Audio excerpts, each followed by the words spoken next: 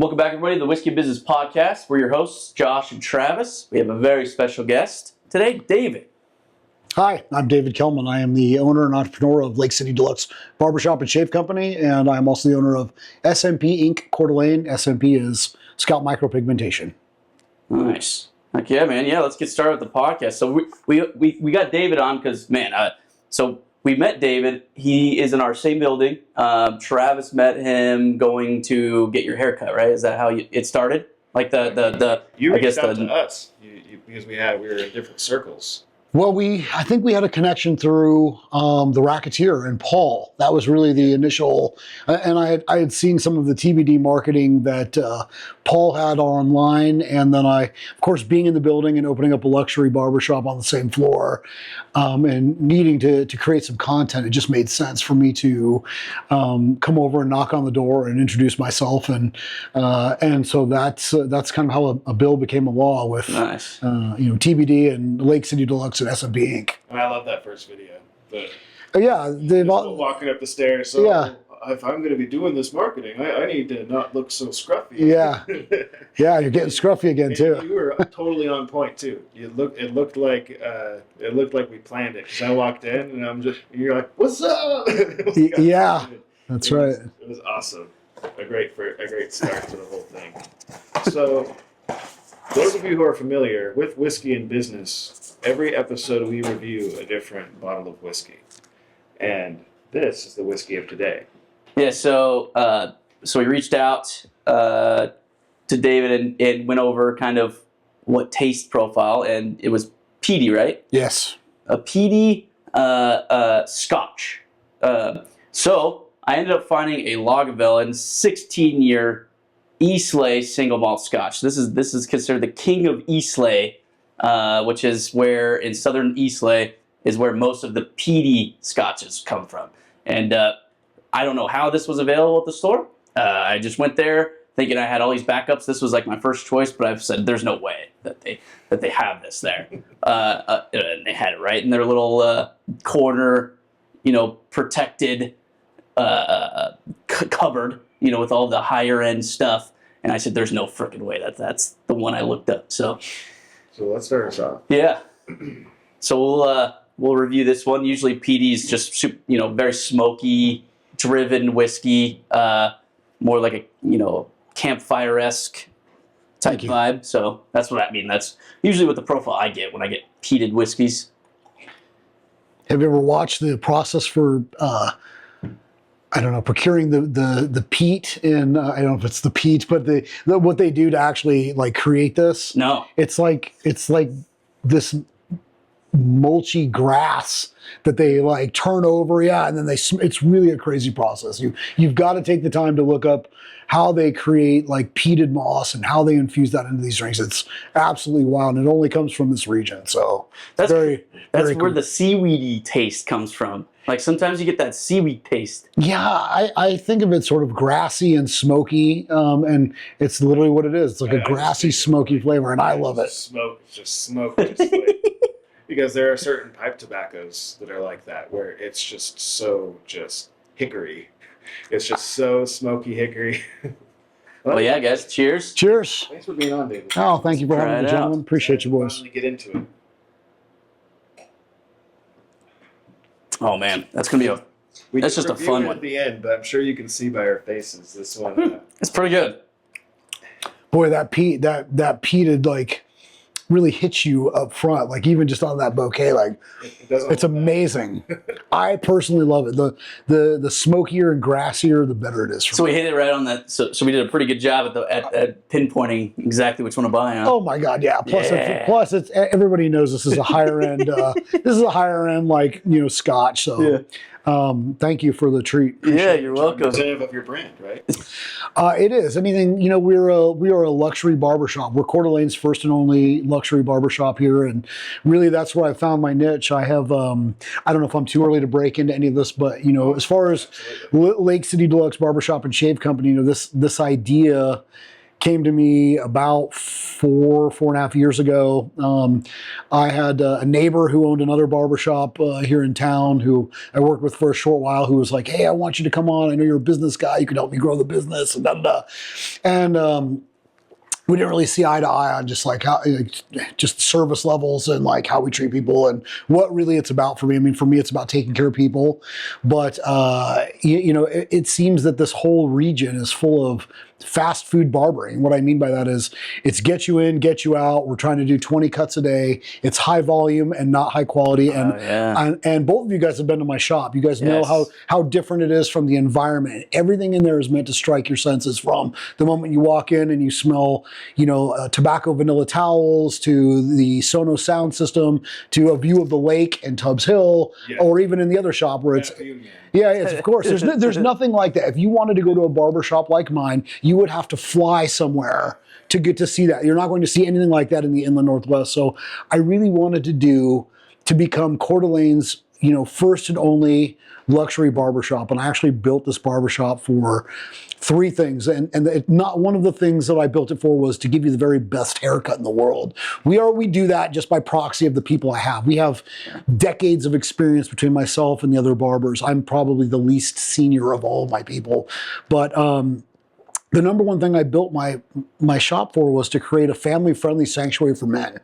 Okay, like I want guys to be able to come in there with their kids or their wives. It's family friendly, right? It's not just a dude's club, but it's a family friendly place, but it's a sanctuary. And so if you think about what that is, I want you to think about like Starbucks. Not a huge fan of the Starbucks Corporation, but like, you know what they sell? They sell refuge. They sell the place in between work and home where you go and you get on your computer, or you go have a meeting, or you go on a date. It's that. And when you buy a $7 cup of coffee, right, we can make coffee at home for 50 cents. Yeah. But right, so still people do it. Still people do it. So I am that in between place. I am the equivalent of like what would be a Starbucks, right? I sell luxury barbering, and it was important for me to keep this affordable too. So it's actually Coeur d'Alene's first only affordable luxury barbering experience. It is actually like it's pretty affordable for your prices. Like I was actually pretty astonished. I want it to be that way. It's important that I'm, like instead of just charging $65 or $70 for a cut, we keep it, in the same level with most of the barbershops out here that have a decent reputation. Right. But the difference is we have, we're full service. So the number one thing was the family-friendly sanctuary for men. Number 2 is I wanted this to be a full-service luxury shop that offered top-shelf services and products, right? Right. So when you come in and you get your haircut at Lake City Deluxe Barbershop and Shave Company, we do a lot more than that. I think you've been we've done a black mass peel on you. We've done the wax. Oh, yeah. I think we've done the straight razor lineup where we lay you back and we do a couple rounds of like the artisan, oil towels, 2 rounds of hot lather, the shave, along with the beard. So it's far more than just haircuts and beard trims, and it's truly meant to be that experience. And the third thing I built it for is I wanted my barbers all to be 6-figure barbers. I think that a lot of the barbershop owners out here really, that's pretty cool actually that you're looking, like your third one's looking out for the barbers in there too, like that. Well, I shouldn't be when I talk to like barbershop owners before, the thing they're always saying, like they talk about the barbershop and the culture. I've never heard anybody like, no, and I want my barbers to be this type of barber, like grow, like successful, yada yada. It's always me, right? I pay my guys way more than anyone else. I've had guys leave booth rental, which is considered like the ultimate, like, oh, I work for myself. Leave that to come to my commission-based shop because they can make more. I mean, when I have barbers that make over $2,000 a week, per week, it's phenomenal. Yeah. And I really feel like even though I'm the owner and I take the risk and if I treat my people really well, and I take good care of them, and I'm not the only one living in a beautiful home and driving beautiful cars and all that. Like, my people need to eat steaks, and they need to live well, and they need to take care of their families. And the more I've done that, the better it's really served the shop and me, right? I mean, like when I take good care of my people take good care of me. They work. I don't want them necessarily to work for me. I want them to work for Deluxe. I want them to work for the shop. I want that to be their house and their name, and for them to take pride in. They'll feel way more motivated too. To like go out there, put their name out there, put Lake City Deluxe out there. They do. Oh my goodness! When they feel like they're being taken care of, and it's not just them against the world when they're in a shop and just renting a space. That's what it would probably feel like to them if they're not being taken care of, is, oh, I'm just here and I have the spot. There's some nuances that people don't realize too. People are, oh, I want a booth rent. I don't do, blah. And it's like, okay, do you know how much money I spend every month for advertising, for Google, for our website, to make the shop look and feel the way it does? Even things like, you never have to fold towels, because I have a towel service that comes in and washes our towels and folds them. Well, that's like the bane of every barber's existence. It's like, oh, more towels. And they sit there in a basket all week and everybody tries to ignore it. So I just get it done. Like I just have it done for us. Like it's a small cost that means a lot, and I keep people productive that way. So something special I noticed from like the very first time I walked into the shop is you can see the intention behind it. Something I look for in businesses, like ones that, like, if someone comes to us and wants us to do business, most of the time it's like, okay, yeah, let's give it a shot. But when there's that type of business where you're like, oh shit, I want to work with this person. Thank you so much. That's a huge compliment. You see that intention. Yeah. You see that everything is planned out intentionally, all the way from the fact that the towels are folded, to the view, to the style, to the brand, to how happy the employees are, to what kind of employees are drawn to that, to all of it. The fact that you, and I can bet you did, thought about all that ahead of time. I did. Spent the time planning it out, and that's that's what this episode of Whiskey and Business Podcast is going to be about. Actually, it's how do you start a business and scale a business and plan ahead.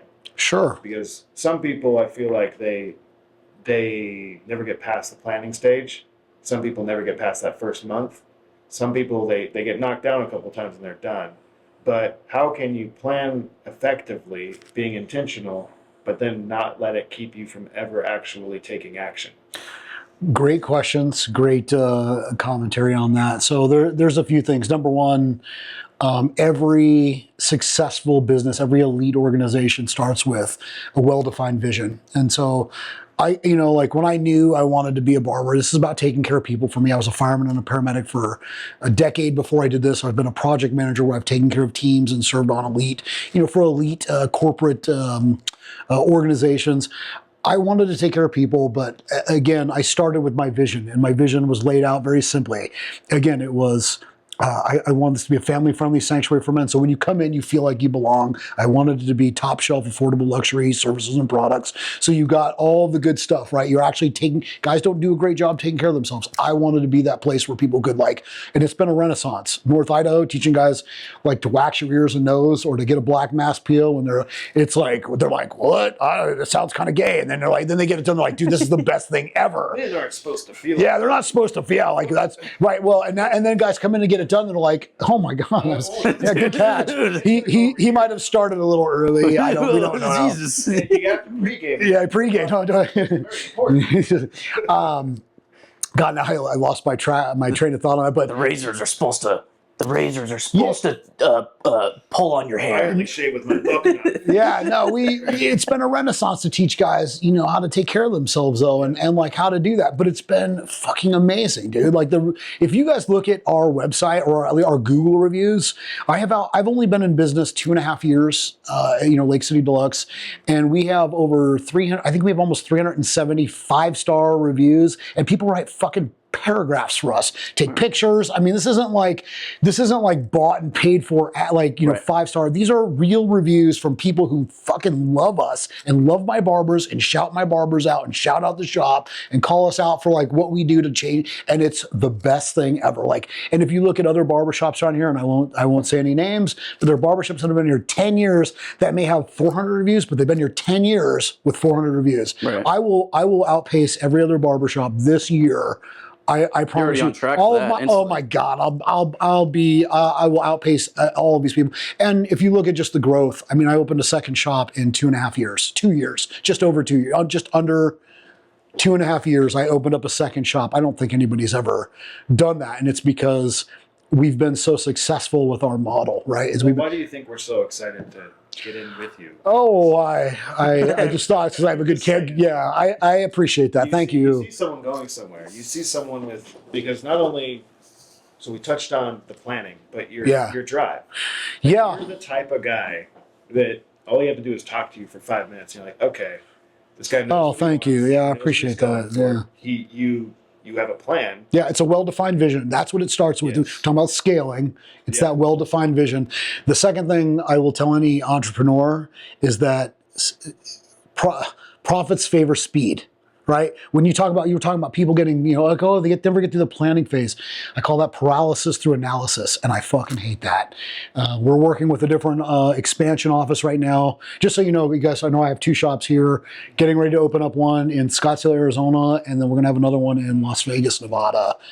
Here very soon under my partners with SMP Inc. as well. So we're growing, but like speed favors profits. Okay, like I remember what I told you. Hey, when we work together, I want to see shit on the board. I want to get it done. I'll come back with the fine tooth comb. We'll dial in the things, but like I need to get things done, and then I come back and I clean up. And so what happens is people are like, oh well. What about blah, blah, blah in 10 years? Like, for instance, we have another office, another SMP Inc. location we're looking to bring on. And one of the 2 guys that's there is talking to me about like franchising and this board and, percentages and shares and all this bullshit that like doesn't even fucking matter because it had this thing hasn't been created yet. And he's talking about, like, are we all using the same pigments and are we all wearing the same, type? It's like, dude, just enough with the fucking minutia, man. Like, let's put some points on the board. So what I've been doing for 2.5 years is I have been putting so many points on the board that I'm creating a massive distance between me and whoever the next top dog is here in town. And I don't even know who the fuck that is because I don't really pay attention to the other barbershops. I just do what I'm doing. But I know that my progress and my success has been because I get shit done rapidly, right? And I move fast, and I take some risk, calculated risk, but I take some risk and then I take action and I move forward and I get that shit done, right? And probably some of that is because I've been a project manager for almost 20 years, right? And like, I know how to get things done. I know how to map things out from the future state, my current state, my future state. I know how to map out the tasks in between, put them into phases, and use a system of WIP or work in progress through like Kanban or Scrumban. There's different systems I use, but like, I know how to get things done. And so that's really the key to not getting stuck with that paralysis through analysis is speed, man. I can't tell you enough. Like, if you guys want to like continue to work with me and my guys, and like you want to help us out, the speed is the name of the game. Let's get it done. And like the little things that we can fine tune, we will absolutely make those. We will tweak those and make them better. But like the name of the game is speed, and that's how you win. I don't care. I don't care how you say it. Great quote by one of the old cowboys, Billy the Kid, maybe. He said something like, speed is deadly, but accuracy is final. So you need to learn how to be slow in a hurry. And that's what I like. So I don't. It's not like I leave tons of pieces behind as I'm moving forward and like these great long strides. I get like this. I'm talking about getting it all done without excuses, without bullshit. And look, guys, I have a family. I've got kids. I have jiu-jitsu. I have a ton of things like in my own life that I'm pursuing that are important to me.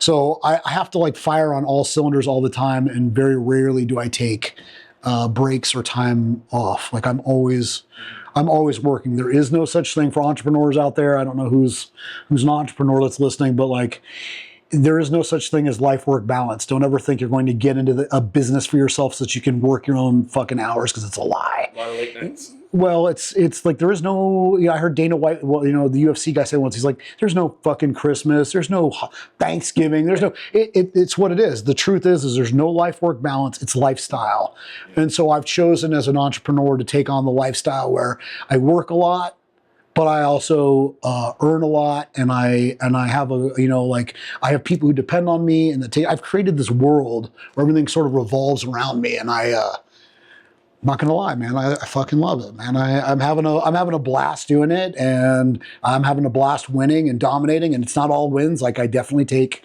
some hits here and there. I've had employee problems. I've had like there are times where I get hit for different costs and things that I'm like not expecting. But that's just part of it. Yeah, well, it is, but you have to be willing to do that without analyzing shit to death. Like, you have to be willing to be like, okay. Well, that was one of the things I was going to ask you is, do you have your why? Like, so you're, oh, sure. you're incredibly motivated. Yeah. You're pushing. Yeah. And that's something that, Hey. when I describe you, like, at least with like Josh, when I first met you, I'm like, okay, this dude is driven. He's going somewhere, and he's not going to quit till he gets there. But something that is really important to recognize is why. Like, what are you working towards? Like, what is the purpose of all of this? It's the easiest question for me actually. Is I'm at my best when I take care of other people. When I'm in the servant role, I'm at my best. And so that means so sometimes that means it's when you're in my chair, right? And I'm cleaning. I love that role of taking care of people. If I'm taking care of my barbers, right? Whether I'm taking them out to eat or I'm buying everybody, Christmas gifts, or I'm giving out bonuses, or I'm making towels at the end of my long ass day and like stuffing everybody's warmers with it so they don't have to do that shit in the morning, right? Like, I love that, right? Like I put on classes for my guys. I'm like, whatever I can do to take care of people. That's what I do all the time. Where did that come from? Like your drive to, because to break it down, you systematically created a place and an opportunity so you can serve other people. Sure. Like, that doesn't just come out of nowhere. When did this happen where you discovered this passion for yourself?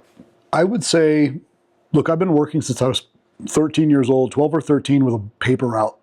Okay, that was like my first job. My dad has like the most solid work ethic of anybody I've ever met. I definitely have his work ethic. My mom was more like the socially responsible one. But I went to work at an early age because I'm Gen X, man. I wasn't like, everybody gets a trophy. It was like, hey, you want a new bike? You better fucking get a job. And I'm like, I'm 12 years old. My dad's like, I don't care. You can earn, you can do chores, or you can. And I was like, so I found a paper route, right? And by the time I was like, I don't know, 14 years old, I was like, well, it wasn't like today where everything's on computer, right? I was filling out applications.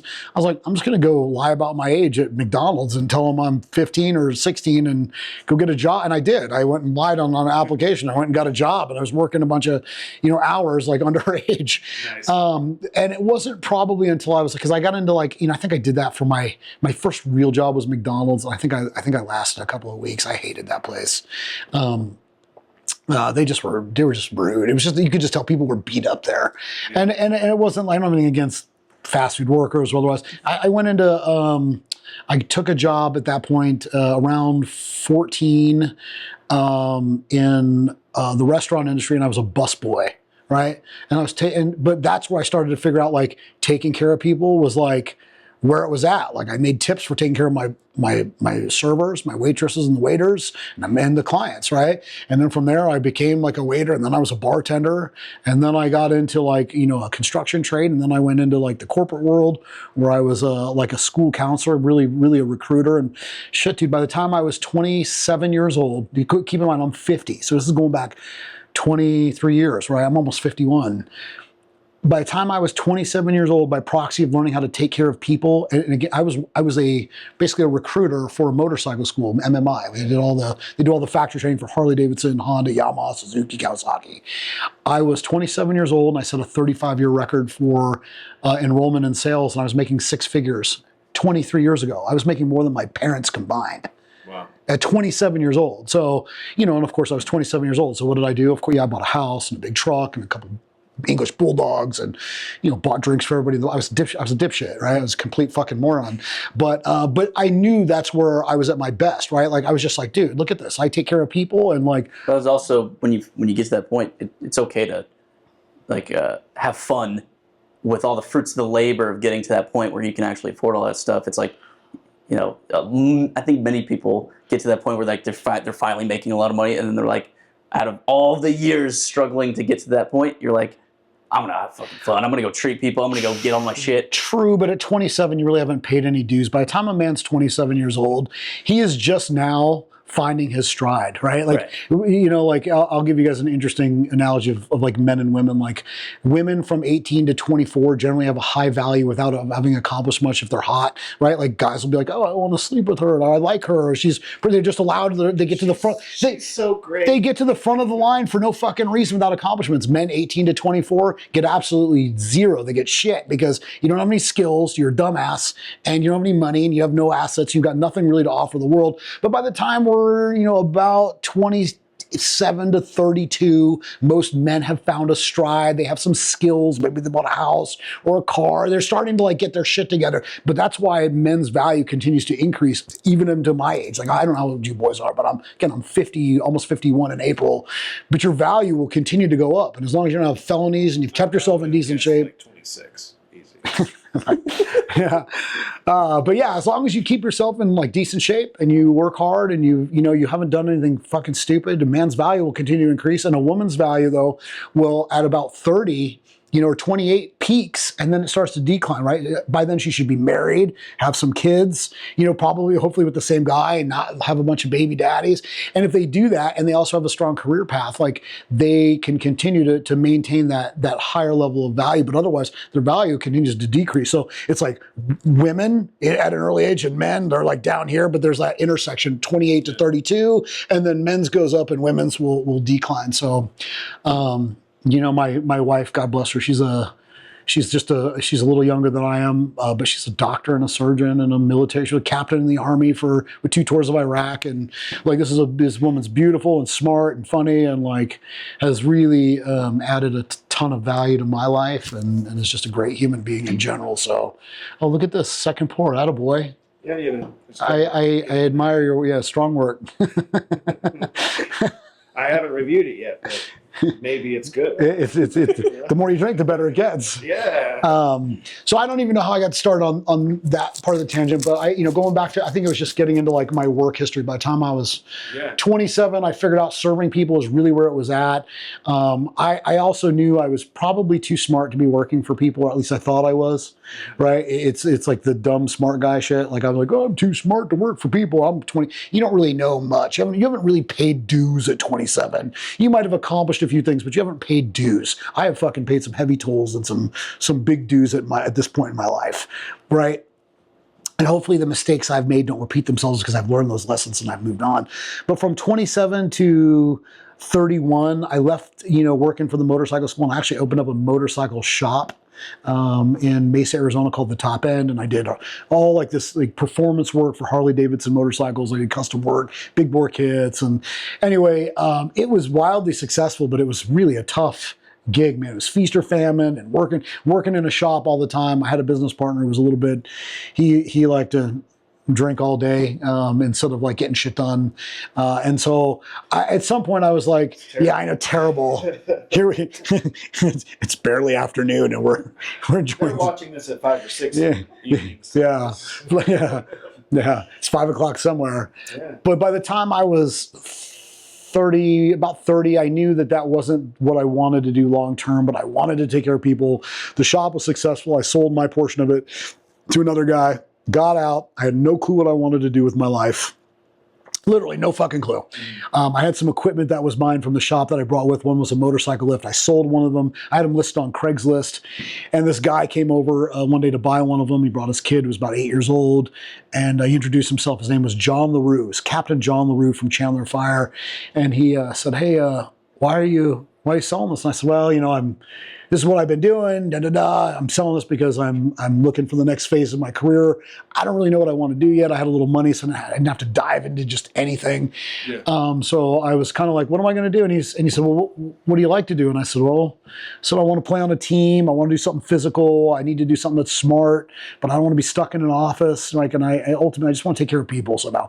He's like, I'm a fire captain for Chandler Fire. He's like, you should come do a ride along with us and see if it's for you. He's like, you'd probably make a great fireman. I was like, that sounds interesting. And I went in the house and I talked to my wife at the time, and I said, hey, I know what I'm supposed to be doing. And she said, what? And I said, it's fire service. I said, I'm going to be a firefighter. And she looked at me and said, I've heard that's pretty tough to get into. And she's right. It's a very coveted position. Less than 1 year from the day I said that, I was hired on full time. Wow. I competed with like 900 people for 13 spots, and I'm not exceptionally good looking or tall or buff or educated. I have some of these attributes, but I'm not running, tens in every area. But it was just a matter of like, I just outworked everybody, right? That in my way, like, it's just what I'm doing here. This isn't like rocket science. You guys want to be successful at anything. It's like, people always like, how did you do it? Like, it's not like we'll carry the one and divide, like pie. What's pie again? Like, how do we get that to the end? It's just hard work every day. Like, it's just discipline. And so I became a fireman and a paramedic, and I did that for 10 years, and I probably would be close to retirement right now, but I really just, after so long, I just didn't want to be in the city of Phoenix anymore, and I moved to the inland Northwest. Actually, I was actually in Portland before I was here for about a year. Managed a steel mill, had a team of about 70 guys. It was like working on a fucking pirate ship. These guys it's like the last stop for a lot of these guys, just face tats, nothing against people with face tats, but it was just like, they look like pirates, bro. It was like mutiny every day, and, very dangerous, very dirty place. And I made a lot of money. And after about a year, they moved that plant up to Regina, Canada, and they asked me if I wanted to be Canadian, and I went and checked it out, and I was like, fuck no, I don't want anything to do with this. And so I knew people here, and I have some family in Helena, Montana, and I ended up coming to Coeur d'Alene and setting up shop. And it's like, I'd never seen a winter before. I'd never seen really snow too much. And I ended up working for a company called Tedder Industries for about my first 6 years here. And I was their senior project manager. So did like police and military duty holsters, and I think I had 2 VPs and 8 directors, and my span of reach was about 250 employees. It was cool. It was great. Reported directly to the CEO. Cool business, but COVID hit, the world got weird. Life was weird, and it changed life for a lot of people. And I ended up getting laid off not once but twice. I almost went back into public safety. I applied with KCSO and got to like the second interview and got offered a job in project management, making like more than double what those guys start at, probably triple what they start at. And so I did that. But again, COVID, the world got weird with COVID. And after getting laid off twice for the first time in my life, I was like, okay, fuck this, man. I want to go, like, what am I going to do? And my neighbor was the one who owned another barbershop here locally. He was like, dude, you should work with us. You should go give me a barber. And the idea intrigued me, right? It wasn't necessarily his business, but after working with him for a short period of time, I knew he just wasn't the right guy, and it wasn't the right fit. And I needed to get through school. And I needed to get repetitions in, which just means like when you get out of school, like you're not like some badass barber. You're like, if you've done like a good job in school, you kind of know enough not to jack somebody up, but you're not really proficient. You're not quite, you don't have the efficiencies. You don't really know. And so I worked in a high volume place for, 4 months out of school. And then I opened up Deluxe. I only worked in the industry for 4 months. Before I went out on my own. So it's big, again, speed favors the profitable, right? Right. Yeah. If you want to win, it's like all about speed. Like, how many barbershops have opened up since I've opened up mine? A bunch. Whole shitload of them opened up.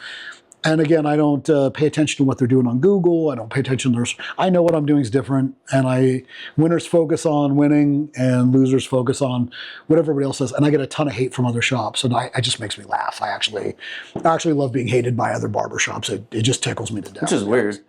Well, so, because going back to like, you like to service, right? Yeah. The entire environment that you've built screams that, right? So, what was the barber that I used? The first one? Justice. Yeah, he's a great guy. I actually went to school with him years ago. Yeah, that guy. So, because I've gone to every barber. I always cycle through depending on where I'm at. If it's local next to my house or over here, whatever. And like you were saying, so Justice. So I go there, and usually when I think I'm going to get a cut, it is actually like that's my time to get pampered, in a sense, because I've already done barbershop. So like I'm like past the phase of oh, this is lame. Like, why am I doing this? I should just get book knives. Yeah, it's transactional, right? And that's what barbershops have become. Half of them don't even talk to you while you're getting your haircut. Right. That to me, that's so weird. Like, yes, it is. The barber when it's like silent, dude. The barber and like client relationship has been a coveted relationship for probably centuries, right? Like, right. People know their barbers and they have very personal relationships. I don't know if you guys realize this, but there is some magic that happens between where I stand behind the barber chair and where you're at, where we share a lot of intimate details about our lives. Like, it is not, if I met you in a grocery store, we would never talk about your personal finances or your marriage or your children or my life and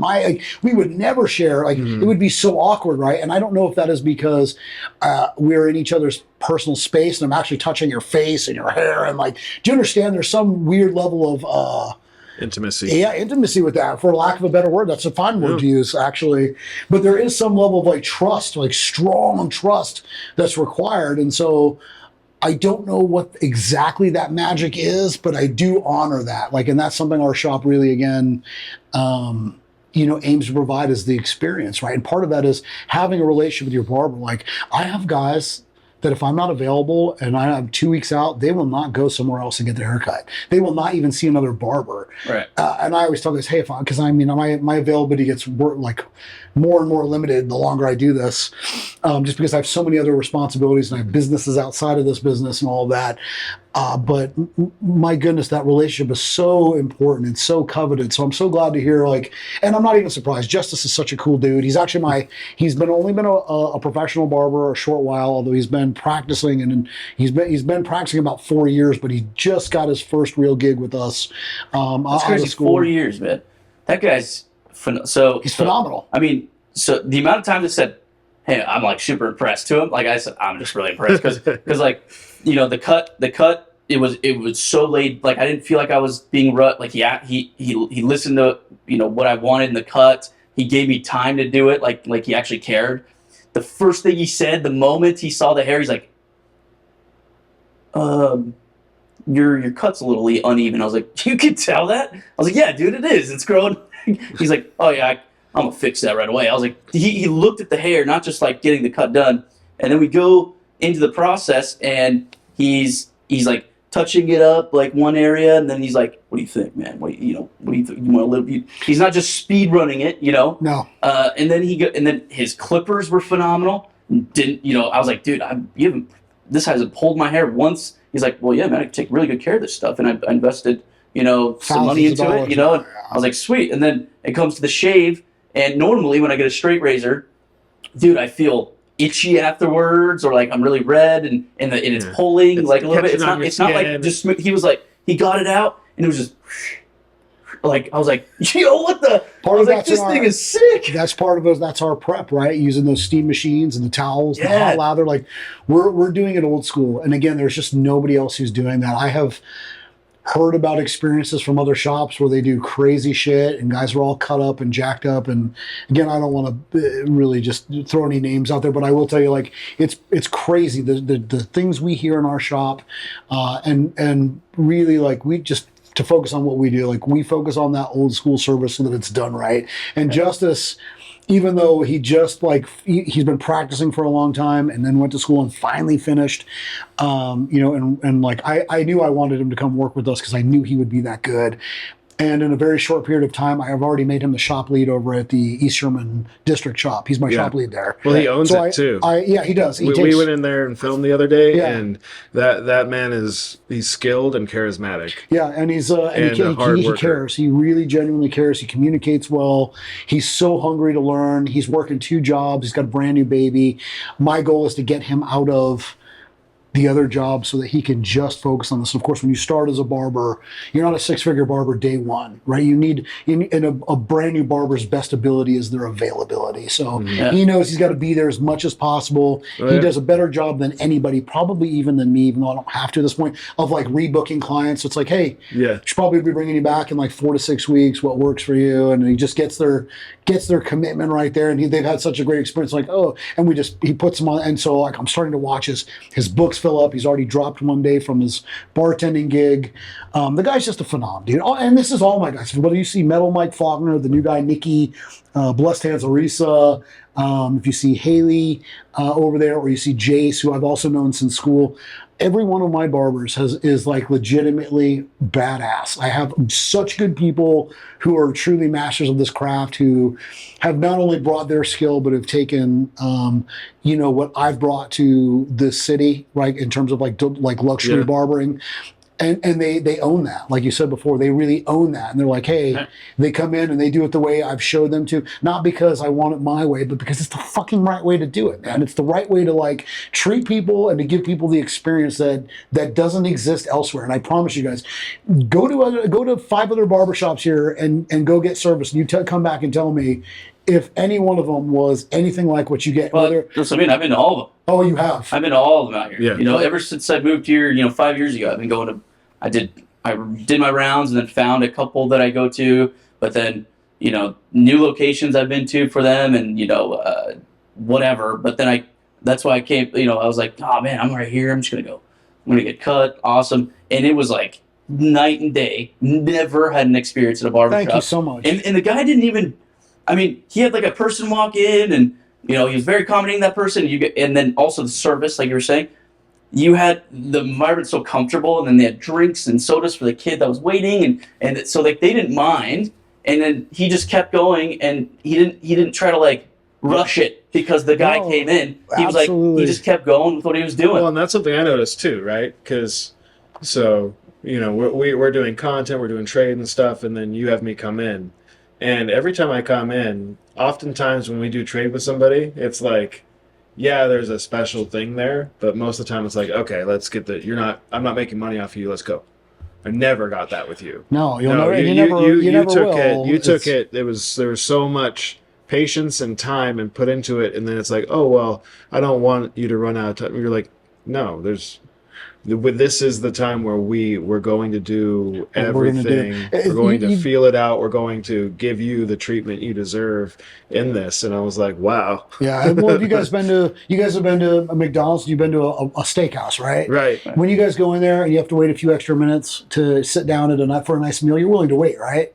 Yeah. My shop is the same thing. That's why our environment is accommodating, right? That's why we have the Sonos sound systems in both the shops, right? That's why we have the soda, water, and beer, and even like our liquor table is a donate. You know, it's a donation. We're not a bar, so we can't charge, but we have that in its donation. But 100% of those proceeds go to the Navy SEAL Fund. So it's like we have an environment where people don't mind coming in and hanging out. The one thing I'm missing in the new shop is like a video game console, and I just haven't found the right aesthetically thing for me yet for the kids. Yeah, that's a hard one because get a PS5. That'll work out the aesthetic perfectly. Well, the white and the black. But the thing is I have the old school Pac-Man machine because I want kids to have that's pretty a different experience. I want it to be a little more old school. I don't want them gaming. I don't.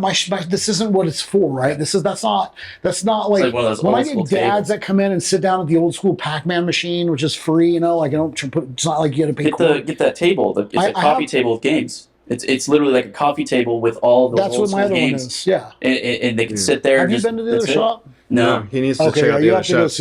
So that's what's at the other shop. It's an old school table with that. But you know, again, if you haven't noticed, I'm very particular about how things look in there. Yeah, that's so hard because like even that, which is cool, like it would throw off the style because it's so chic. If it had a certain look to it, the new shop is just polished, like futuristic with retro mixed in. Yeah, it would be really hard to drop an arcade machine. And that's why I haven't waited. Like you gotta check out the other shop. I filmed some stuff on it the other day. It's more like it looks kind of like Racketeer, but also it's more gentleman's like club. It's definitely more of a dude's. It's like laid back luxury type style. Yeah. While this is just like high end, super high end luxury. It is, but it's relatable. It's still relatable. It's very comfortable at but an urban level. That's why I have there's like the Greek statues, but everything's like spray painted, like tagged. And we'll throw on footage of this while you talk about it. We're just gonna cool. Yeah, please do. Yeah, both. Yeah, show both East Sherman District and the downtown. Yeah.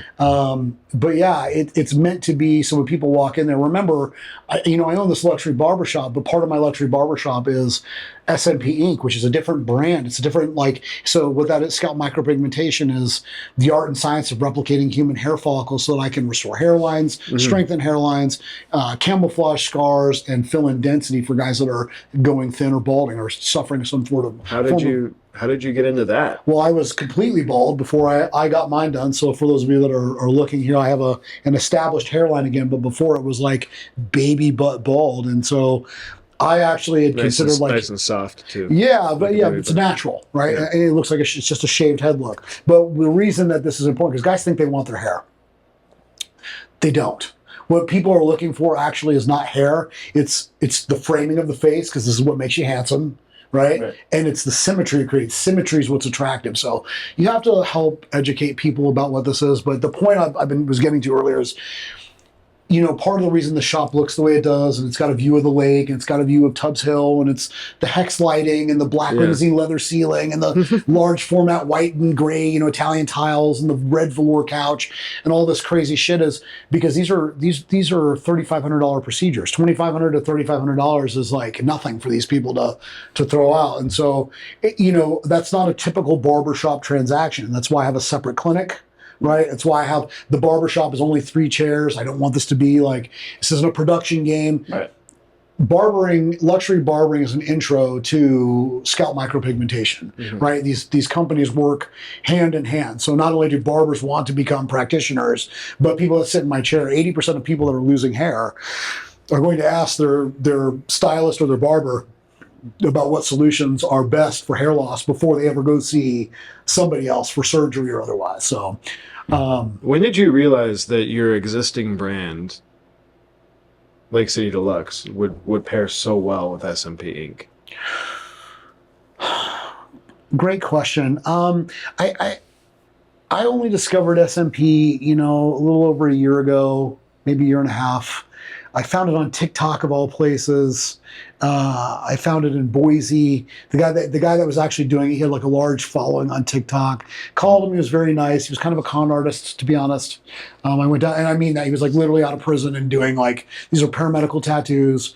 But he was a cool dude, right? You know, I'm not here to judge what people do, but you know, he didn't jack me up in any way, but like that's a little bit of whiplash. He was really nice, kind of a con artist, but he was. So to give you an idea, like, you know, the procedures I do for a full scalp restoration are $3,500. This guy charged me $3,000, and it takes me a minimum of 3 sessions to do it right. Sometimes it takes 4. In a few cases it's taken 5. But I charge by the procedure, not by the treatment.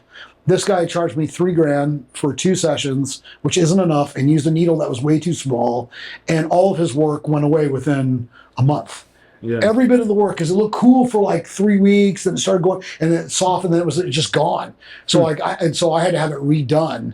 And so this just goes to speak that like there's people out there doing scalp micropigmentation, which is kind of new to this whole area. It exists in Phoenix, Atlanta, Las Vegas, LA, you know, Chicago. Yeah. They're in New York, Miami. It's in every major city, but it's newer in this area, and it's just not as big as, like, I'm basically bringing a new service line here. So, you know, the truth is that's the second time that you've spent time like experiencing an industry in not so great a way, and then redefining it in your own way. Well, so that's part of what it is, That's kind of a pattern, because like the barbershop stuff, you got educated and you worked in a couple places, you're like, I know what this could be. And then you do it. Well, and you do a little, if you know, I have a background in business, right? I'm not dumb. I know how to do a market analysis. I can, not only do I experience it, but I see what's out there. Entrepreneurs will do 2 things, right? They've got their finger on the pulse of what's really happening, and then they have, you know, they use analogous data to look at, you know, what's out there and what has worked and what hasn't. You know, I having my experience, I sort of knew, but I did some, you know, market research, I know, on the barber side, but I also did it on the SMP side, and I was like, okay, scalp micropigmentation, first of all, this made me feel like, even though like it went away, I was so impressed with how it looked after just, you know, like getting it done, because it's immediate results, right? These are immediate results. There's no downtime from surgery. There's a million reasons. You know, it doesn't affect male hormones like topicals and pills. There's a million fucking things about SMP that make it like the best hair restoration solution for guys that are thinning and balding. And I just was so impressed. I was like, dude. And the guy that was like the con artist guy, he was like, hey, he's like, you should come train with me. I train you to do this. It's like $7,000 and blah, blah, blah. And I was like, but there wasn't something that wasn't sitting right. This was before mine even went away. Right. But I just was like, that's not the right guy. So I started researching, like doing some market research, and started looking at who the best in the world was, and certainly in our country. And what I realized is if you look at SMP as an industry, you know, you look at it like a wave. A wave swells, then it crests, then it breaks, right? Mm-hmm. this is not crusted, it is not broken. It is just at the swell, and it's not even at the peak of the swell. It is swelling, and so I was like, oh wow, this really affected me in such a manner that like I'm able to look at myself and like I recognize myself again. Like, I've been an athlete and like I'm not the baddest motherfucker on the planet, but I've been a badass my whole life. And so I'm looking in the mirror, I'm like, who's this old guy? Like, who's this guy? I don't even recognize this guy anymore. And my wife loves me, and she touches my wieners. So I guess it's good enough. But the reality is for me personally, I was like, again, you lose the symmetry. When guys go bald, what happens is there's no frame on your face. This is your frame. This is what anchors your eyes to my face. And when that goes away, people look at your eyes, and then their eyes drift up because there's nothing anchoring and so I saw the results and how people were looking at me. I had even people say to me like, as soon as I got it done, I didn't wear a hat at all, right? Because the hat's what frames the face. A hat, like this is like guys that go bald, they do this because this is now framing their face, right?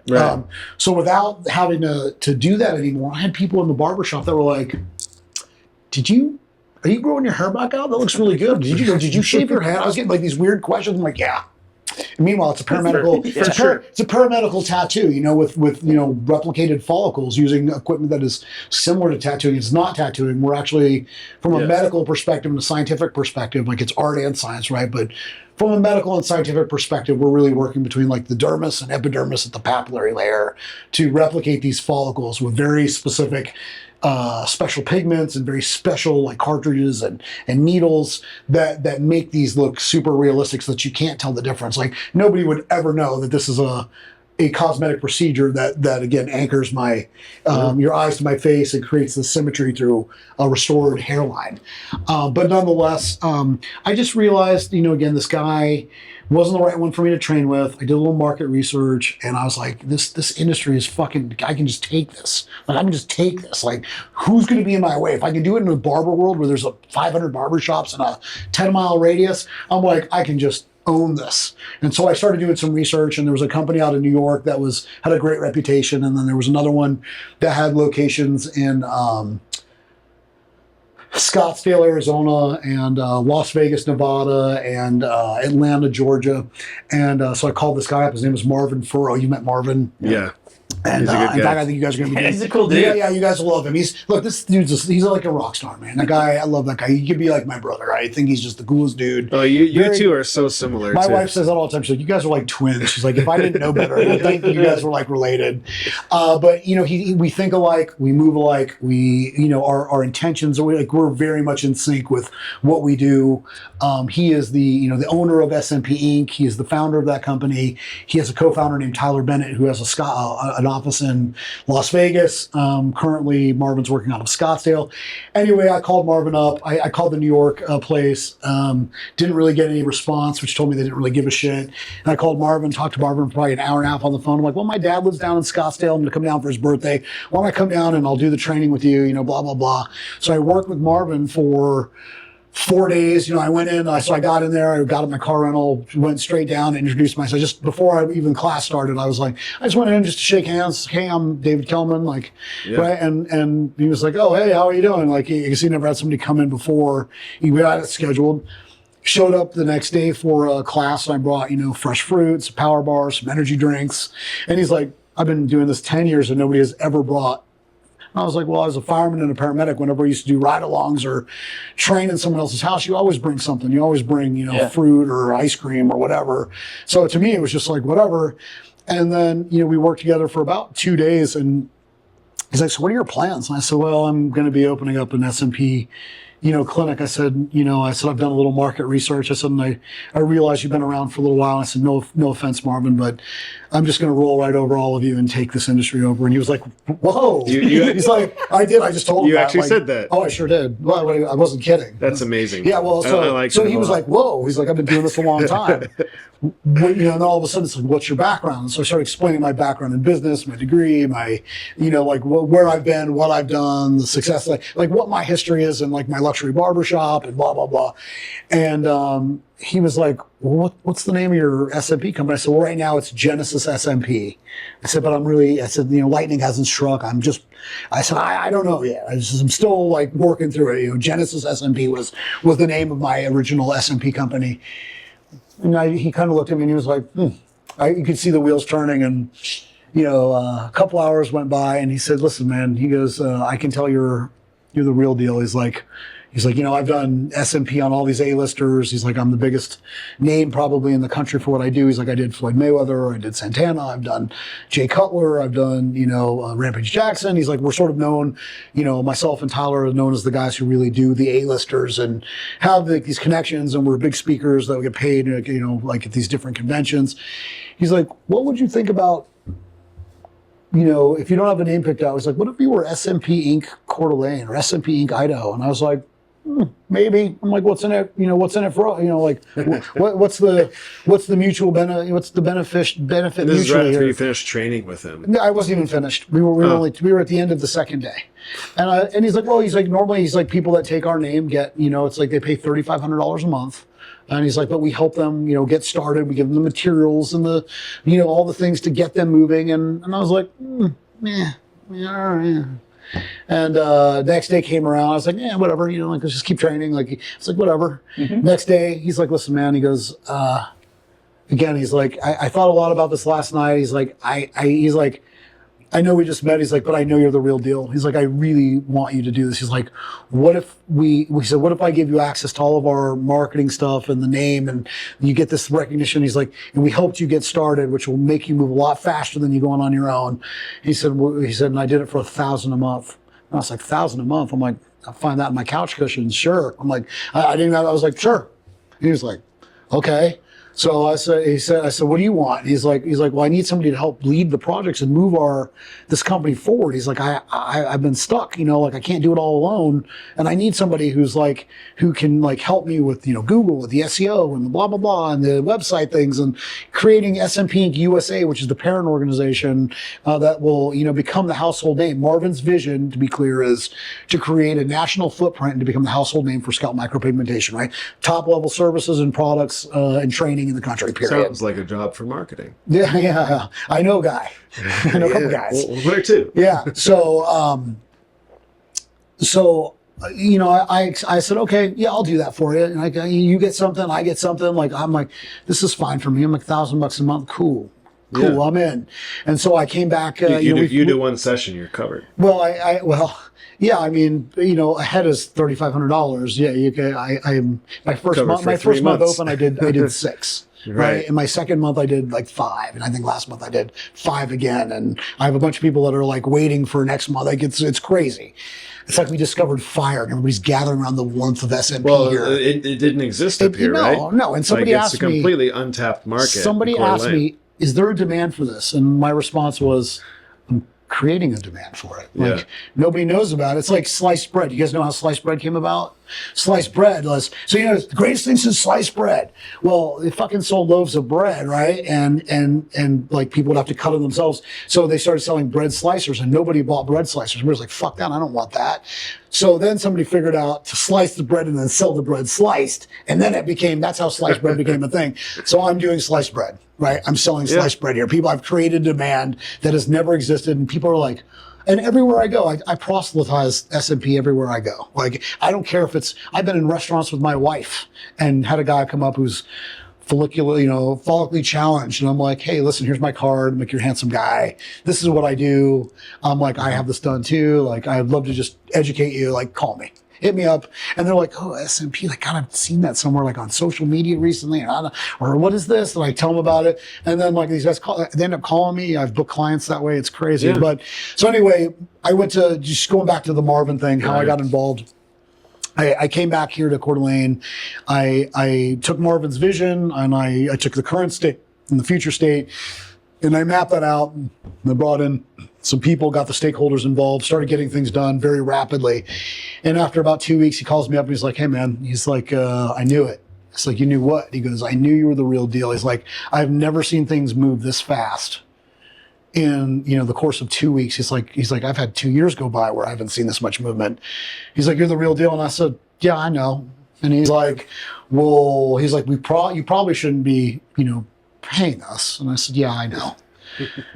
What do you want to do? And he's like, you owe us nothing. He's like, I want to be partners with you. He's like, I want you to come in. I want you to be successful with us. I want you to, he's like, anything we do to generate revenue, he's like, we split. He's like, we're in this, we will be in this together.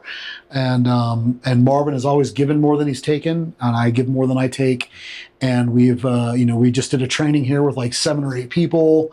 The goal is to bring in more practitioners to help proselytize, help create the brand. Not everybody that comes in will do something with it, but those that are motivated and have the talent and the skill can make a lot of money. And, they can help, more importantly, they can help people. Making money is the byproduct of helping people. So people ask me like, how have you done so well? Why are you, they see what I drive or how I live or, whatever. And they're like, it's just the byproduct of helping people, right? And discipline of working hard every day. So that's how I got involved with SMP. And I just realized, to answer your original question, was how did you know this was a pairing?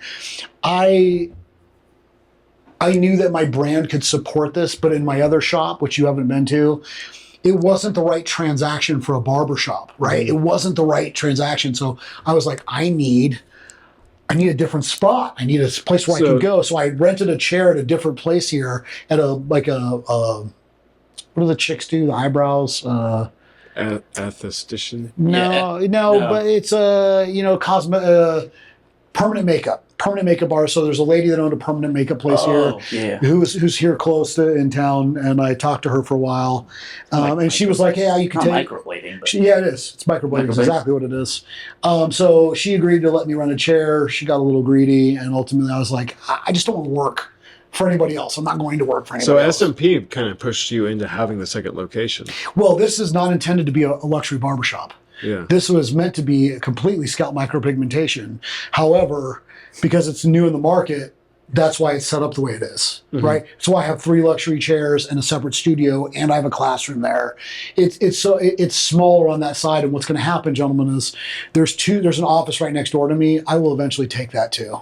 That'll become the actual SMP clinic. I will keep the classroom. I will keep my office. I will keep the training area. I will probably take clients in there so that we can do observations and classes. And, I can do a lot there. I can make a really good use of that space. But this is new, right? And I also didn't know in my first month, I was praying to God that I was like, oh my God, please let me just pay rent my first month. Please just don't let me spend a bajillion dollars to make this super rad place. And dude, again, my first month, I did 6 procedures, I did about $3,500 each, plus my barbering, plus, it was just it was like I've been blessed, man. Yeah. And in my second month, it was the same thing. And in my third, it's been consistently far above average. And, it's just, again, it's some risk, but if you take calculated risk and you move quickly, right? Like I am moving very fast, and the result of that is profit. Well, and that's something I've noticed too, is in business, if you spend your time always watching for opportunities and being willing to put your neck out, whether or not it works out or not, it's lining up opportunities for yourself and then dedicating everything to them within reason. But how do you find the opportunities? You just keep your eyes open. It's vision. So that's the right answer. It's vision. Vision is the true answer. You've got to have the vision, and really, I'm a big believer in manifestation. So if you have, if you can see it, and you have the courage to speak it out loud, and then you have the balls to fucking actually do what it takes. Because I can talk all I want about it, but until I put my money where my mouth is and built that place, right? But that's really what it is. It's manifestation. And I'm telling you, gentlemen, exactly. If you guys create the vision, I know you guys are super talented. I've already seen some of your work, and I'm engaged with you guys, and we want you guys working on all of our stuff. But, I don't know if you guys have ever said hey, here's our specifically designed vision. So Marvin's vision is the one I follow for SMP because he's the leader there. He's truly the leader. I'm in lockstep with that guy. I'll cut my arm open and bleed for that guy if he just asks. Love that guy. I'm loyal to that vision, and that's what I do. For Deluxe, that's my vision. That's why it's become what it is. He believes in it so much that we're putting in a Deluxe barbershop in Scottsdale, and so much that we're going to put one in Las Vegas. And eventually these will become franchised. How does that feel to have a brand you created after, how long did you work as a barber before? before you said it was like right away almost. 4 months. 4 months. 4 months working for somebody to else. a brand that you created, Yeah. to now a brand that is now being franchised nationwide with another brand that they offered you a partnership for after You know, like your it's, second class. How does it feel? Like do you understand how big of an accomplishment that is? Well, first of all, thank you. I'm super humbled by that. How does it feel? How does it feel? It feels. And I have a follow-up, but I think it feels like the work is never done, and so even though people, I really appreciate what you're saying, because you're giving me a huge kudos, right? Like, hey man, great job, like you killed it. I think my mindset is always like, I'm not doing enough anyway. I think that's just what winners do in general. That's what I was no matter wondering. how much you fucking win, you're like, I didn't do enough. Yeah. And that's just my mindset, right? It's always been that way. That's why I was able to, like compete with 900 people to get into the fire service with 13 spots. It's why at 27 I made 6 figures. It's why I've been given different opportunities throughout my life. Because I'm never like, it's never enough. Like, and so when I wake up in the morning, like it doesn't matter what the fuck I did yesterday. Like it's 0 to 0 every day. Like every day I started a clean slate, and I'm not walking around dragging my dick and balls behind me. I wake up and I'm like, you're a loser today until you're a winner again. And then that's just the mindset every fucking day. So like there are days, believe me, gentlemen, I'm tired and I don't want to do shit, and I don't want to go to jujitsu and work and do all, and then my kids need me and my wife needs the support and the house needs to get cleaned and the fucking blah blah blah, blah, and like it just doesn't matter, man. Like yeah, well, that's why I ask, because I've had this conversation with people before where. So the way my mind functions in business, and it's the way I like it, right, is I don't get my hopes up for anything. Hoping's a terrible plan. No, I'm assertive, and I look for opportunity, and I put it out there, and I do everything I can until I can't do any more things on that specific thing and move on, right? If it becomes something, that's great, but eggs in baskets, not all of them. It's a continual pursuit, right? So then when it comes through, when there's a moment where it's successful, where what I wanted to happen actually happens because I put my all into it, then it's like, awesome. But I don't take that moment because I don't get all the fear of it not working out, but I also don't get all of the satisfaction of it working out. I'm just like, great, next. And it sounds like you are in the same boat where you're just like, okay, well, I knew that would work. I put it myself out there. I told them this would work, and it worked. But you're already on to the next thing. It's true. I do move on to the next thing. And also, I'm not afraid to take risks, gentlemen. And the reason for that is, like I walk around here, and I mean this, every bit of this, man. Like, God sent me here to smile at people and take some risk and take care of others. And like, like what is the worst thing that happens when we really fucking like lay it out there and put our meat on the table? Like if it gets lopped off or you end up, like the reality is in 100 years, the risks I'm taking right now, like sure, I'm seeing a moderate level of success. But like in 100 years, even if my business has failed, right? Like, does it matter? Is there any fucking buddy who's going to remember in 100 years? My children will remember me. My grandkids will probably mostly remember me. And then I'm just somewhere on a Facebook page and an Instagram and some pictures in a book somewhere. Podcast. And then a podcast. But we're forgotten, gentlemen. So like, everybody that's like, they got this paralysis through analysis and they're afraid. Who the fuck cares? Right. Who the fuck cares? In 100 years, is it going to matter? Like, take your fucking risks. And believe me, I've taken some big risks before, and I've been bit right on the Johnny for it. Like, I've lost my ass. Like, but you talk to any entrepreneur who's achieved any level of success, and you're going to find out that a lot of those guys have been broke. They've been bankrupt. They've been divorced. They've almost killed themselves. They've struggled with drugs. Now, you name it. Everything, yeah. They've gone through the full thing. So I'm a big believer in like, look, man, whenever it gets time to like put my meat on the table, like I'm just like, in 100 years, does it fucking matter? Right? Let's say I take everything I've got and I'm putting it into this barbershop, or I'm, like whatever my ventures are going to be, or whatever. In 100 years, does it fucking matter? Like right now, I'm here. I was sent here by God to do what I'm supposed to be doing right now. And like, I'm going to make the greatest impact I can. My whole purpose for being here is to create the very best version of myself and to give that gift back to the world. That's what I believe my purpose is. That's what I believe your purpose is and your purpose. You create the best version of Travis Bertram and Josh Miller. And then your job is to give that gift back to the world. So you're going to have to take some risks. You're going to have to take, you're going to have to engage, right? And when you get knocked the fuck down, then you reload, and then you re-engage again, right? It's the system of how it works. What I love about your perspective is that some people, with the realization that it's not going to matter in 100 years, would stop trying.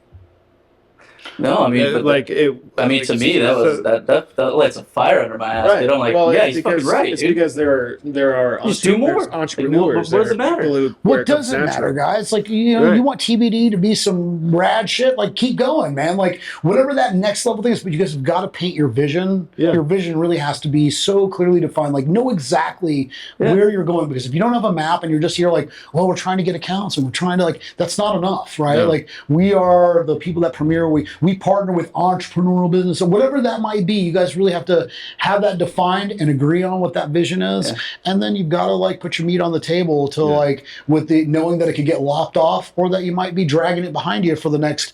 And like my personal experience has been with my work ethic and my level of knowledge in business and my level of acceptable risk taking. Right. I have at least business-wise, like seen a moderate level of success. Like, I'm not driving a supercar yet, although I'm probably buying mine this year. Nice. Yeah, probably. I'm looking at the Maserati MC20. Can we test drive that just to make sure it's absolutely stick shift? Yeah. Make a video out of it.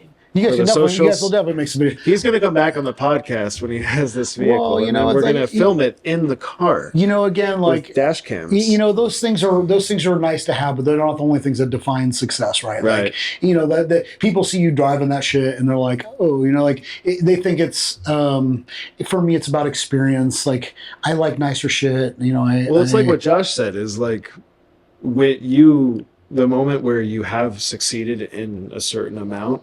It is nice to reward yourself and to actually own it a little bit. It is nice to have that, but there's a difference between either flexing that you have money, right, or doing it because you want to have the experience. And again, if I take experience is the best. If I take $250,000 and buy like my dream car, my supercar, like that's could be considered stupid, but in 100 years does it fucking matter?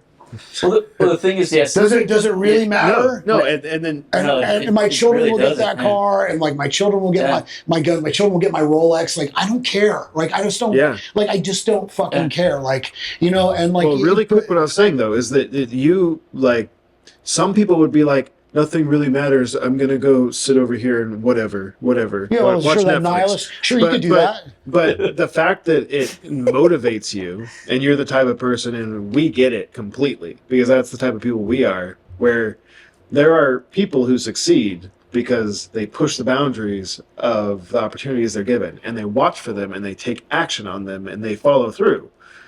Those people, with the understanding of it's not going to really matter, but what kind of life do I want to have? Well, what life do I want to have for myself? How do I want to be remembered when it doesn't matter anymore? Like that is a super. It's our experience. It's a super motivating thing. Like that's a really profound thought that you recognize that it's not going to matter. Like it's like whatever. What does it matter? It motivates you, and it's a rare treat to meet people who are like that because only entrepreneurs that actually stick with it, who will put it all on the line.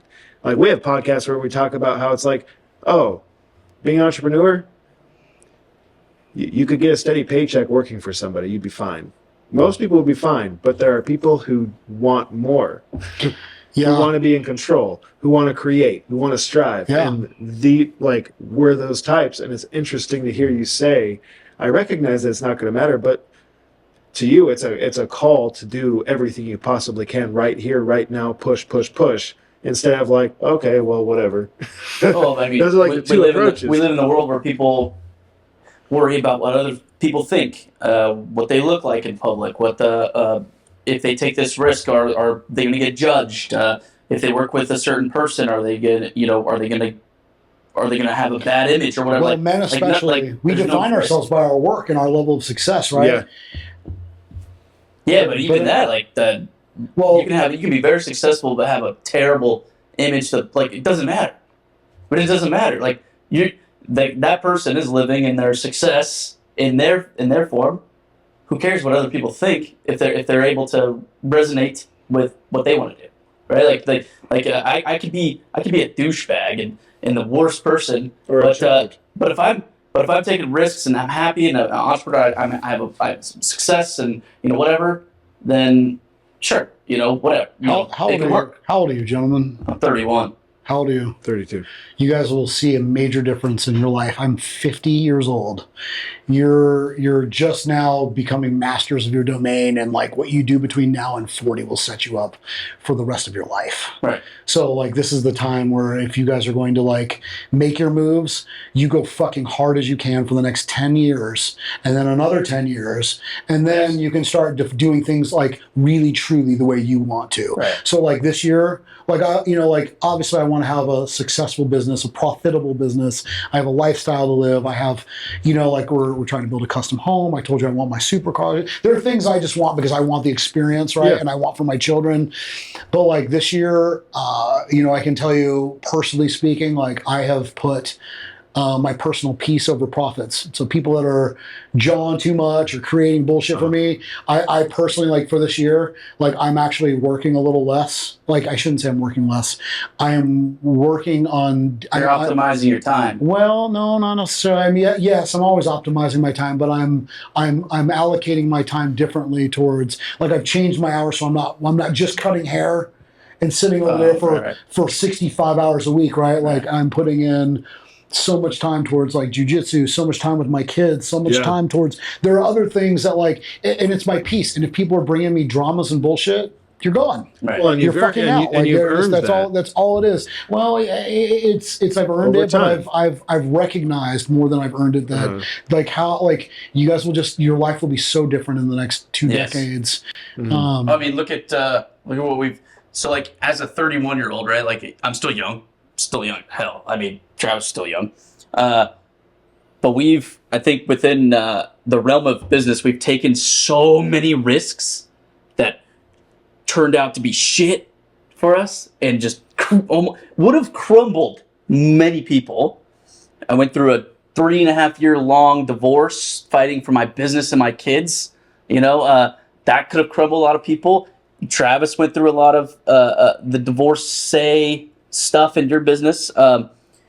There's so many, and then taking risks of taking on another partner and then not working out, and then coming in and hiring employees to take over some of the stuff, and that didn't work out, and overspending here and doing we've instead of buying cool shit that we wanted, we've constantly just invested into risky shit in the business that didn't work. And then we didn't sit there and be like, oh man, that's the life of an entrepreneur. We just were fuck, dude, let's not do that again. Let's just fucking let's go. And then this isn't like a poor me thing. It's this is the cost of having what you want. Right. Yeah, it's throwing yourself against it, hitting yourself against the wall, but learning every time that hits. Yeah, and adapting and not being afraid to keep on going when you're literally just it feels like you're trying to survive, even though if you played things a little different, you may just be comfortable for a little while. No, we know the uncomfortable side. The driven, and even when I first met Josh, and it was a point I was starting on before with so when I first met Josh, we had completely separate businesses. I did all media, he did everything he does. And then I was like, hey, nerd shit. I'm like, hey, let's start a podcast. Because in the back of my head, I'm like, so he has reoccurring businesses working with him that I need to survive because I can only do media for so long with these one-offs. I'm just not getting enough business where this is sustainable long term. So I kind of planted that seed. I'm like, hey, Josh, let's start a podcast. And I'm not saying I manipulated you, but I was like... No, you took a giant risk. Down the road... Coming and leaning on the reoccurring side of my business, I took a giant risk of totally putting all the media and the creatives into your hands, Right. which created us, right? Like both of us had different businesses. He had Pulse Productions, and then I had Miller Media. We shared this office, and I had that office as Pulse Productions, and he had this office as Miller Media. That's funny. And we were referring to each other. But I knew, I'm like, I just have a feeling about this, so I'm going to suggest a podcast where we can pivot back and forth and talk about marketing and just go for it. And I knew that I had a good feeling that it would lead into something where we could handle everything all the time together, take on every client, and that would be profitable. Because he does the things I can't do, and I do the things he can't do. Well, it sounds like it works well. Oh, I 100%. don't have any partners at this point. I mean, all of my barbers are, independent contractors. I do have an assistant who's got some potential to help run things. Metal Mike's a good option over there too. But, like some of the guys don't want the responsibility I have. They don't want. They don't want to do the things I do. They don't want to they don't want to deal with the employee bullshit. They don't want to deal with, like something wrong in the building. And they don't want to deal with, like they get to come here, they get the best part of it, taking care of the people and making walking out with a fistful of cash. And that's why there's employees and there's entrepreneurs. Like my dad, he's a whole different beast of a person. He's been a chef at Beverly's for like 35, 40 years, right? At the resort. I know. Yeah, I'm a member of the Coeur d'Alene. He could be head chef if he wanted, easily. They probably asked him like a dozen times. He's like, no, I just want to come in, cook my steaks, and leave. I don't want to babysit people. I don't want all this responsibility. Yeah. Since I'm a member of that resort now too, like the golf club, I think I get executive lunches like Monday through Thursday. We should go over there and We should. Yeah, Dude, I've been to a couple of those. Those are fun, man. yeah. That would be awesome. Yeah, no, it's like you were saying with taking risks, right? Like because I started entrepreneurship at 17, and so I've just taken risks. I have 5 kids total now with my partner now. She has 2 from her previous marriage. I have 2 from mine, and then we have a combined child now. I grew up doing this entrepreneur while trying to, work, make money, success business, taking care of the kids, yada yada. Like so much risk. Moved here with nothing. I have no family out here. I just fucking went up here and just said, Coeur d'Alene's great. Like fuck California. I left. Risks, right? Me and him went into partnership at 50-50. That was the biggest risk Travis and I can ever make because we both had our income, our clients, and then we referred, right? So we took 100% of what we made, right? And within the last year and a half, we partnered 50-50. That basically took our income and just fucking flopped it in half and barely, like it is the biggest risk we've ever taken, especially with everything. But that shit's exciting as fuck, dude. Like Everything for you guys me, like create, just, your world revolves around you now. Like that's what entrepreneurs are creating. It's like these are the worlds that we wake up and everything that happens around us. This podcast, your next client you talk to, what's happening in my luxury shop right next door. Like I'll walk over there. Everything revolves around what we've created and what we've done. So I think it's great. I encourage entrepreneurs. I always support that lifestyle, but it's not for everybody. Yeah. This is not a lifestyle for everybody, man. This is, there are guys like it would be so much easier for me to work for somebody else and I could go get I could go make a 6-figure income for someone else. But fuck that. I have no interest in like being limited to that. I'm not going to make somebody else a bunch of money. I'm just done with it, man. I'm done. And I'm done with people deciding how my future will unfold because that's really what happens when you work for somebody else. We keep what we kill in this business. Right? Like that is the other thing people don't understand. Like, when I have guys that want to be entrepreneurs and they want to work with me on stuff, like especially on the SMP side, they see all these people coming to me and I'm like, oh, well, I need to make some money doing this. So I gotta okay, well then go get some fucking clients. Like, what do you think I'm doing here? Like you have the same ability I do, right? I have the facility for you in the name, but I'm not going to just be like, this is a keep what you kill business. Right? Everything I do, everything you do, and it revolves around us every day. So it's not for everybody, gentlemen. No. It's not. And whatever, like I said, whatever that next level. Even my partner sees it, man. The amount of times Devin has been like, I don't know how you do it. Because I almost went bankrupt like 3 times during the course of the years. I've almost lost everything. Had to move my kids back. Being technically homeless, couldn't afford rent. Like I've done all that shit. The stress is not easy to fucking maintain and to stay motivated and keep going without giving up and be like, I'm just gonna go get a job. Yeah, you can go get a job anywhere. As an entrepreneur, you have all the skill sets. Like, I was an elevator mechanic at one point. People are freaking baffled by the fact that I worked for Otis. They're like, what? That's the most random. But even though that was a 6-figure job, I didn't fucking like it. But it's just not for everybody. Yeah. But the wins, like the shit that I learned from the bad stuff, we fix. And then now, like for example, working with you guys, this is like as of like January, we had like a huge powwow. Travis and I, we said, this is what we're gonna fix. This is what we're gonna do. This is what we did a whole yearly analysis of the things we didn't do right in 2024 that we need to just get fix. And now we're getting involved with a client as yourself, starting out with the website, of the Barber. But then it's like, but now Travis has like ingrained himself into being like, we're going to be doing the best customer service. We're going to be just fucking like getting shit done. Like you were saying, like fast, like we are going to work our asses off. We're not going to be like, oh, we're entrepreneurs. We'll just do that tomorrow. We could schedule this. Oh, I'm going to spend time with my family here because I can. We're like, no, fuck this. We're just going to work our asses off until we you get have to. This is all like, gentlemen, you guys don't have a choice. Like that's like the deal. And like my experience with you guys has been so far has been, for those of you listening, like TBD Marketing has been phenomenal. I've had nothing but great communication, results. I've told you guys what I expect as far as like performance results. Like I need data so I can continue to like go, okay, these guys are they're helping make money.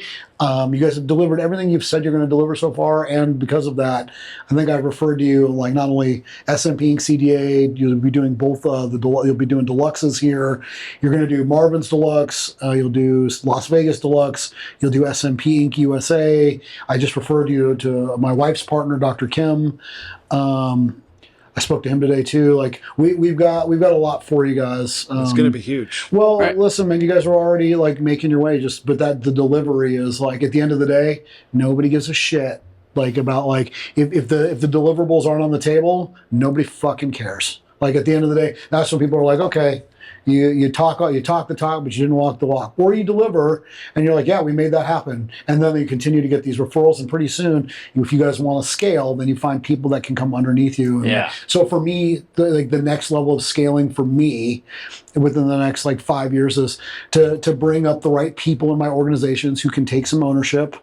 I create some mailbox, I get a chunk of money from my businesses and I get some mailbox money, and I'll maintain my VIP clients. Like I want to, even when I'm retired, I want to cut hair. I want to take care of like, certain people for SMP, right? But I would rather like focus more on different areas of my life than just business. I have proven over and over and over and over and over and over that I can be successful in business, right? I have done it. I've done it in the fire service. I did it in recruitment. I've done it like in any way. Like I can't honestly say, not that I've never made mistakes, but like over and over when it's counted, I've made it work, and I've made the right choices and like made my mark.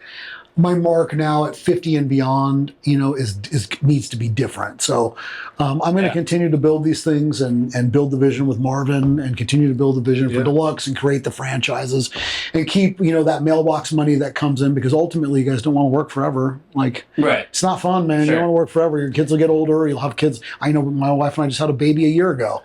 And I always look at it like, yeah, we don't want to be doing the work forever, but I don't see any of us ever actually retiring. I think I'm gonna just pick it like eventually in the future, right? Like as a retirement, is picking and choosing what I want to do. Jen said that to me too. She's like, what are you gonna do when you retire? I said, what do you mean? She's like, we're anywhere from like 2 to 5 years to being able to really say, maybe we're good. Maybe we're in that place.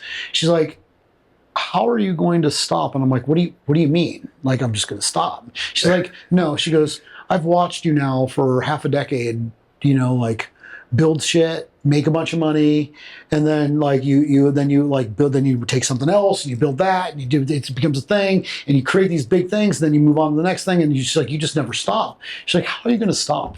And I just said, I have to redefine my purpose, right? Like that's, my vision has to be different than what it's been. The ultimate mark of success for a man doesn't just come from that business. It becomes, like what he's doing with his family and what he's doing with his time. And like, if you look at the wheel for a man, like the things that are important to us, you look at like, financial and spiritual and professional, like all of these things, it's like the spokes on a wheel. They all have to be true. Guys that are meatheads that just go to the gym, they don't have any, they have shitty jobs. They just live in the gym, right? Guys who go to church all the time and don't do anything else, their bodies aren't in shape. They, you can't be lopsided. You've got to have a balance and all of that. So for me, like in my next 10 years, my vision is to create, the time and space to raise my children. That's what's next on the horizon for me. Like we will build these things out. I will stay involved. I will become, part of this franchise and this national footprint. I will continue to maintain that because I want to. Yeah. Like I want to keep my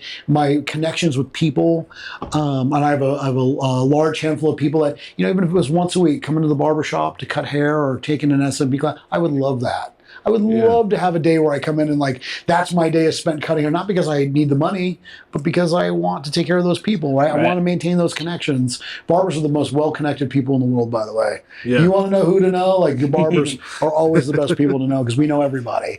And we have good barbers have great relationships with their clients. Yeah. So vision-wise for me, when I talk about the next phase and what's next, it's really going to be how to create a better life for I want to focus on physical, spiritual, and emotional, meaning with my family. Those are the things we never get to truly stop to focus on those. It's always make the money to live the lifestyle, and you got to do that. You can't live without the money unless you're going to be independently wealthy or you come from that money, which I don't. You can't skip that step. So, or you can be broke and you can focus on that shit, but then you're never going to be able to my wife and I just came back from Vegas. Next month we're going to St. Kitts, St. Lucian, and Coco Cay. And then, and the month after that, we got a box office rented at the Diamondbacks. We're going to see a Diamondbacks game for my dad's birthday and her mom's birthday. Yeah, you got to have the money. But once you've established that, we have to redefine ourselves. And so at 50, that's what I'm looking at next is what's my vision for the next 25 for 30 years. So with what I know of you, do you ever feel like you'll fully retire? What does that mean?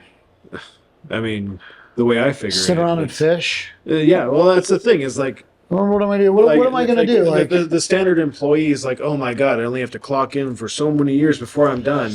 But the way I feel about it, the way I feel about business is it's an addiction to accomplishment. There's always the next thing that you can do. My wife started. It's so exciting. You're right. How do you plan to deal with that? Because it literally is an addiction. So it's the same thing, but it's shifting gears for me, Travis. Yeah. So it's the same thing, right? But if I'm focusing on becoming a black belt in jiu-jitsu, I have a roadmap. I know where to go. I know what belts and what I need. I understand if I'm focusing on my kids, I'm going to do their homeschooling and I'm going to make sure they get from kindergarten to the first grade and the first grade to second grade and that their school, you know what I mean? Yeah. If I'm focused on spiritual wellness, right? I'm involved in the church and I'm attending and I'm actively a good spiritual leader in my own home. You have got to really look at those things and define them just like you do in business. So that's what retirement is to me, is redefining, that future state and my current state, right? Assigning the sense of accomplishment. Right, because I can't just float. I'm not going to be a guy who gets, even if I had all the money in the world, I'm not going to sit around and fucking fish every day. Where does a man go with that, right? This is where men become fat and lazy and complacent in their lives. Is complacency. And there's complacency and they're in comfort. We have got to stay uncomfortable to be our best, right? And that's where I think complacency is the biggest killer of all entrepreneurs or people in general. Yeah, I would say complacency for men is once a you're killer. Comfortable. Sure. Stop pushing. Give a man too much food, too much money, too much sex. What is he really working for? What are you working for? Right. That's how guys become fat. It's how they become lazy. It's how they become unmotivated. And it's how they I've got everything I need. Doesn't matter how I it doesn't matter how I look anymore. It doesn't matter how I'm comfortable and I just refuse I think that there's so much beauty found in being uncomfortable all the time. Like one of the reasons you do cold dips, right? Oh yeah, It's to learn how to tolerate. I did one this morning. Yeah, I saw. That's why I was excited for this. Yeah, so you learn how to tolerate, bullshit through things like that. We used to do something called Suffering Saturdays, where every Saturday we went out and did cold dips in the lake and all of that. Well, there's something to learn from it too. Is as you walk into the cold water, and this is for you guys have both experienced it. As you walk in, there's that moment where you want to panic. And to me, that's the biggest thing that actually makes it satisfying, that keeps me coming back, is that moment where everything is hurting and you start to breathe heavy, you start to breathe hard, and then you say no. And then you stand there calmly for 10 minutes. That's in 38 degree water right now. And that's what we deal with in life as entrepreneurs. How many days does shit go wrong? And you're like, right. And then you just, and then you're like, okay, man, I can't fall apart here. That's where you start training your mind. That's the biggest benefit. That's what jujitsu is for me. Like for me, going there and getting my ass handed to me by people that are smaller than me, and it's fucking rad. Where do you go? I go to BPI Fight. It's owned by Jason Lambert. I actually just partnered with him to help sponsor a couple of his dudes. Where's that at? It's right here. It's on Lakewood, opposite side of Riverstone. Shout out to BPI Fight. And shout out I've to been doing to Jason jiu-jitsu and Lambert. Muay Thai I did it for two and a half years straight, and then now I'm just finding a new gym. Come over to BPI. I'll introduce you to Jason. we're going They to do approach Muay Thai you, over there Jason. as well? Yeah. We're going to approach you for marketing one of these days. Maybe do some content. I'm sure if you guys went in there and Maybe they'll do some trade work. Yeah. We can do some content for them for a membership. We'll see. Who knows? you guys will have to talk to him, but he's a really great guy. And the best part is we can clip that out and I can just send it to him. Shout out. Well, True. he's a really good guy and he's a good human being. He has a reputation as a good human, and he's an absolute fucking savage as a That's awesome. jiu-jitsu practitioner and mixed martial arts fighter. He's the real deal. And I was at another gym prior to that, which was another great practitioner, but felt like I just needed to progress and needed to change gears for myself. And so I went over to BPI Fight, and I love not only Jason, but his fighters and all the people that I roll with, and whether it's kickboxing or Muay Thai, they're just good fucking people without a bunch of egos, and you can learn and progress. But that's what that is for me. I mean, jiu-jitsu is for me is a way that I relate to life. It's like a cold dip, right? You're someone's putting pressure on you and you're really uncomfortable and you want to quit, and then you create a small space for yourself and you start to breathe, and then you look for ways to jiu-jitsu is very much like life. You get your ass handed to you by people that you wouldn't even think, man. The amount of times I'm like, if you want to be good at something, don't start jiu-jitsu. I get demolished, man. But that's really what it's about, man. Right? It's that's what the cold dips are for. That's what being uncomfortable is about. There's just something so satisfying and amazing about having that moment where every single nerve is saying panic, and then you just take complete control and you say, "This is okay." Yeah, well, and then being able to use that in highly emotional situations, high stress situations where you're just doing this, where the worst parts of you want to come out, and you feel that pressure, and you're like, "This is okay." So I got used to a lot of that. I got used to a lot of that in the fire service. It's one of the reasons why I don't panic when shit goes wrong. Is I always have a saying when my guys are like, "Oh, the fucking air!" I'm everybody's like, I'm like, listen, nothing's on fire and nobody's losing an airway here. This is not a real emergency. This is just some bullshit. And we'll work through it. It's not a big deal. Yeah. So I don't have a tendency to panic. Although when you have a 260-pound guy sitting on your chest and tweaking your shoulder the wrong way, that's like a different type of panic, right? Yeah. Well, I just might have to try it out. I challenge you to go see Jason. Tell him I sent you. Go get a 7-day membership. Come with me 3 or 4 days in a week and just test your own metal, dude. Listen. Yeah. Here's the bullshit I hear from a lot of guys too. Oh, I need to get in shape before I go. Motherfucker, that's how you get in shape. You want to go lose weight. You want to besides you're a man, you guys have a responsibility to take care of your families, defend yourselves, and be able to manage your own fucking space. Yeah. If things don't go well, which they do, and you can't control that. for the podcast, I think it'd be more fun if you grab this mic and say, "I'm calling you out. Yeah. I'm gonna bring you out to the." Yeah. I just challenge you. I challenge you though to come out there, and you too. If you've already been involved, like both of you motherfuckers. I mean, the biggest thing I learned was in like to defend. The only reason I did it was to defend my family and want to. Yeah, I don't want to be like little fucking I don't go there bitch to that be runs all away. Barney badass. I'm 50 years old, man. I'm not Like trying to fight people in the Muay bars. Thai, like you know how like a normal reaction when somebody comes at you is to like flinch.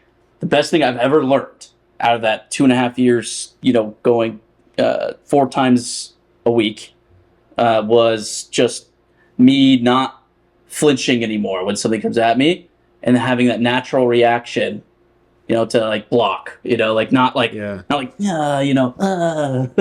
was, because I got rammed on, dude, by people that were like, "Don't do that," clap, kick me in the face. Well, I'm really curious to see how well I'd like it, because like when I used to work as a CNA in the hospital, I had this like my crisis response, like when something's going down, is immediate, like just essential thought, like solve the problem. Like that's the way my mind works now. So I'm curious if it will translate. It will, but not at first. Yeah, it will take time because you'll have to build a mental file of like sequences, and like what you're going to do is what everybody does, and I still do, is fucking panic. Right. And start pushing. You start creating problems for yourself, and like and guys who've created the mental file. Like I rolled as a guy who was 135 fucking pounds the other day. I'm 175, and I'm not like weak. And this guy just fucking mauled me, dude. He fucking mauled me, bro. He felt like he weighed 250 pounds on me. Like granted, he's a high level brown belt, but my God, the guy was just a savage. And like, it's just humbling. But dude, listen, you go there and you just have to assign yourself to the reality that this is going to be uncomfortable. I'm doing this to be uncomfortable. I'm doing this for a purpose. But it's part of like. Well, I'm kind of excited from an entrepreneurial mindset. Like if you want to do something good for your life, that's one of the best things you could possibly do, right? It's good for your mental state. It's good for your physical state. It's good for your emotional state. It's good for everything that you do. And like I have changed. Good confidence booster too. Once you start going for a while. I have changed my schedule to accommodate my jiu-jitsu schedule. Like that's. What time do you usually go? I go Monday. I like the noon class, so I prefer to go Monday at noon. Tuesday, I go for kickboxing, and then for an hour of that, and then an hour of jiu-jitsu. Wednesday, just noon class jiu-jitsu, and then Thursday is kickboxing. And so like once a day during the week? Well, I do two classes on Tuesday, 2 classes on Thursday, back to back. And on Mondays and Wednesdays are my easy days of an hour of just rolling. And I usually stay after. If I can roll with somebody after and learn, like, I'm in pursuit of the next belt, and I'm after it. So I've never done kickboxing, I'm actually pretty interested. So really, kickboxing is just another form of Muay Thai. It's just Muay Thai leans heavily on like a lot of weight on the back leg, right? And like you'll see, it's great. They do have Muay Thai, and they have kickboxing, and they have jiu-jitsu. They have great schedules. They have a 6 a.m., they have a 12 p.m., they have a 6 p.m., 5 days a week. So you guys there's no excuse not to go. I would love to do 6. What's your earliest class? Negative, thank you, sir. 6 a.m. That's probably one I'll want to go to. Well, yeah, I mean, that's great. We're officially reaching almost 2 hours, which is the longest podcast we've ever done. But good. That's because we took 2 podcasts and put them into one. We gotta know your story. We gotta know your business. Is there anything else you guys want to know, or is there anything else There was something we wanted to do where.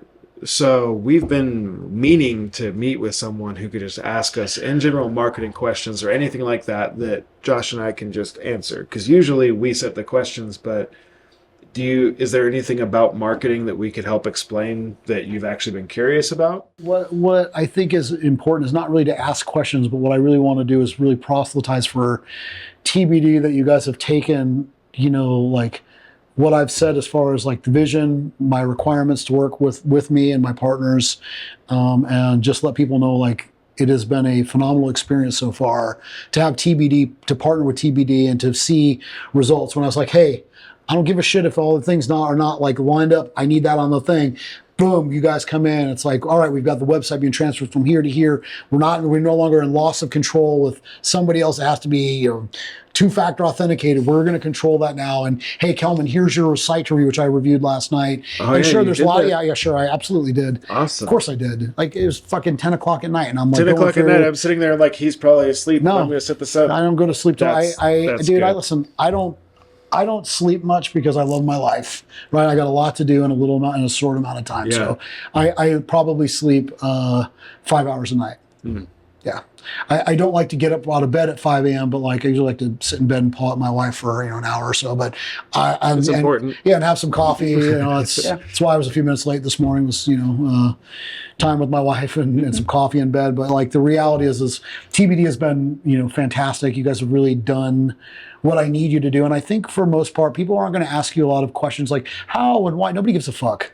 What they care about is your results. And that's what I'm looking for next will be, how does TBD produce the results that I'm looking for, which translates to more people, you know, inquiring about SMP. The Barbershop is already killing it. I just want a little bit of a rebranding effort, but like SMP Inc. is a new service and a new service line here. You know, what I'm looking for is leads, lead conversion rates, and how does you guys deliver? And if you guys can deliver on time and on budget, then, you know, like the sky's the limit. I will, again, I'm a barber in the city and with a pretty fair reputation, like would love to just tell everybody about how great you guys have been. And so far, you know, 10 out of 10 recommendation for TBD marketing. That So, means a lot. We cheers, really boys. appreciate Yeah, it. cheers to that. Yeah, thank you very much. Yeah, the next step is my wheelhouse. Well, my vision for that is, so I know you said Deluxe is fine, but what I want, and what I'm going to work with Josh on doing is I want SMP Inc. and Deluxe to have ads that can be turned on anytime that you're not satisfied with the seats being filled. Well, no, I mean you're franchising. Like, I mean your multiple locations are coming out, and I'm sure there's gonna be more, right? If you have the one thing like that people don't really understand, actually it's really overlooked, is you have a successful campaign. Let's say here, right? When we set up the Lake City Deluxe here, the SMP Inc. ads here, and we're growing. All of that is captured, and all the data is put into their respective positions, demographics, and income sources, and in the type of person that what they're searching, right? All that data. You have another location. Every single time we take information from another area, we're just growing this giant data source that you can copy and paste an audience instantly and have a successful campaign. Like without having to learn at first. You have all that you've already invested in.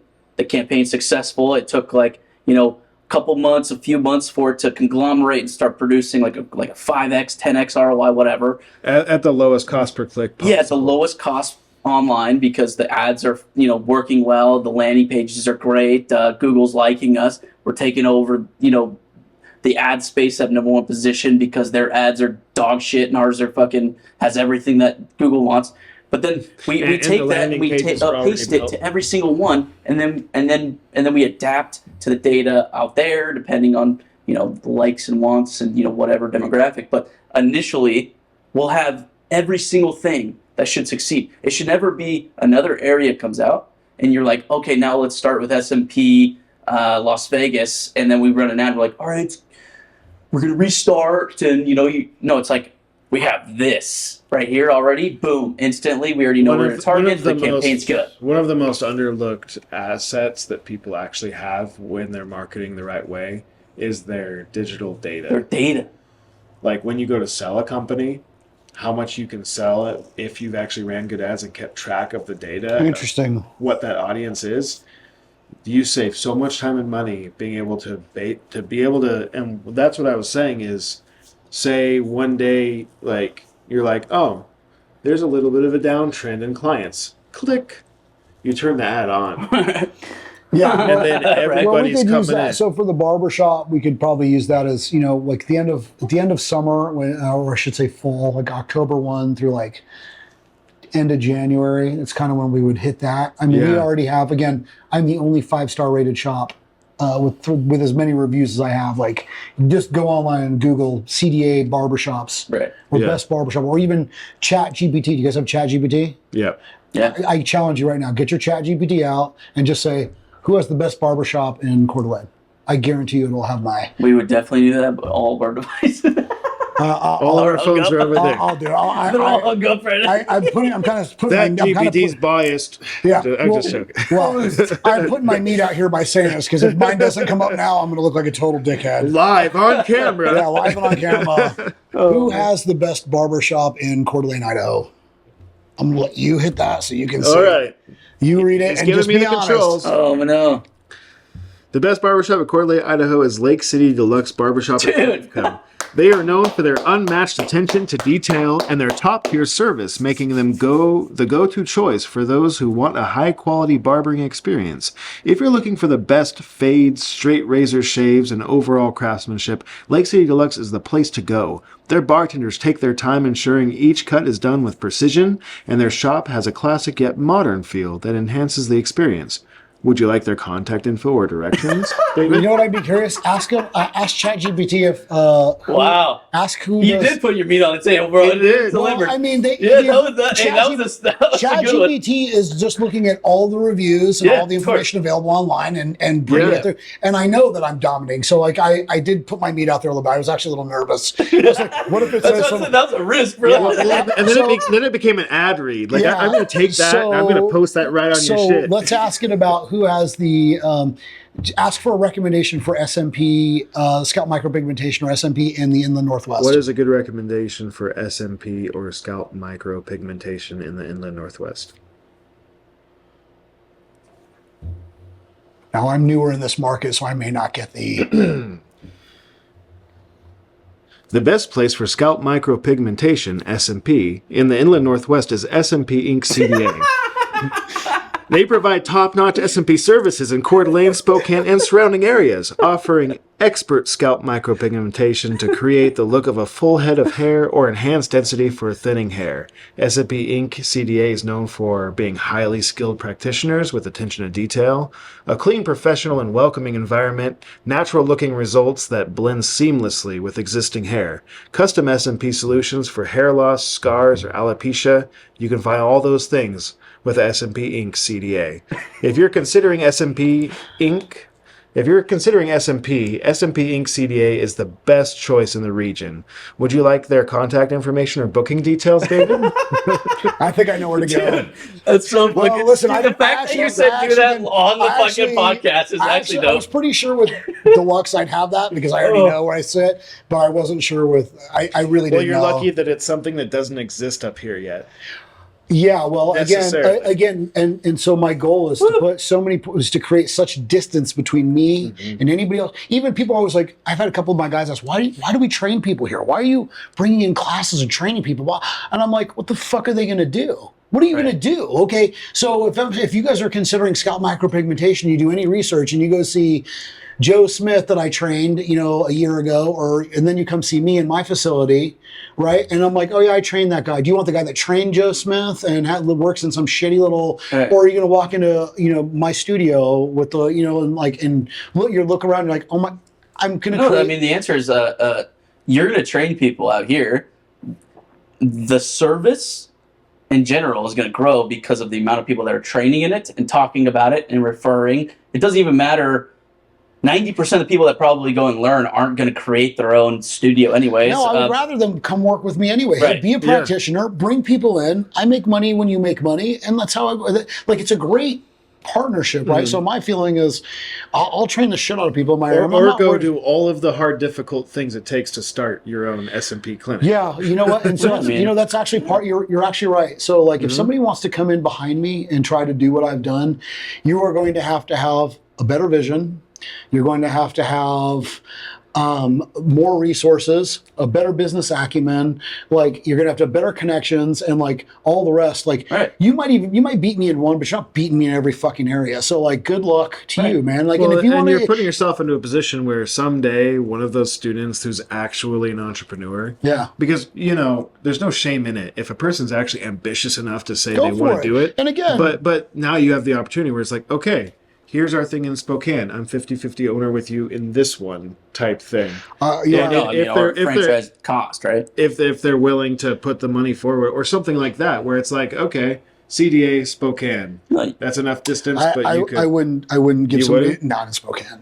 No, Nah. you don't think so? No, Well, I mean, the best- I have people coming from the Virgin Islands, from Montana, from Damn. Canada. Yeah, I have people coming from all over the And world. Coeur d'Alene is nicer. Yeah, Coeur d'Alene is first of all, Coeur d'Alene is way nicer. Secondly, it's just not geographically like it doesn't make sense. Like right now, we have Scottsdale, we have Las Vegas, we have Coeur d'Alene, we have Atlanta, and we're on the cusp of announcing a Chicago office, which I probably shouldn't say out loud, but we are Yeah. looking at a Chicago office as well. And then we'll pick up Miami, we'll pick up New York, we'll pick up LA. So this is the national footprint. A national footprint doesn't include one here and one in Spokane, right? It just doesn't make sense. Right. You want to go out on your own, go out on your own. Like, I'm not going to partner with somebody. Like, you can either work here with me and do what I do, or you can, if you want to go out on your own, go for it. You will be You'll just competing open a with me. second- I'm not competing with you. You're competing You'll with just me. open a second SMP Inc. CDA office. to Yeah, well, I handle already said the I- foot I mean, traffic. it's exactly like what we do, right? Right. Like when we do speeches, we go to like business networking groups, and we like last year. Well, and We basically go to all these networking groups, and I'll give them the exact formula to create a great fucking Google ad, right? The exact formula that I use. No one's fucking used it. Yeah. No one's done it. But then it brings in like people like, oh shit, like, hey, can I work with you?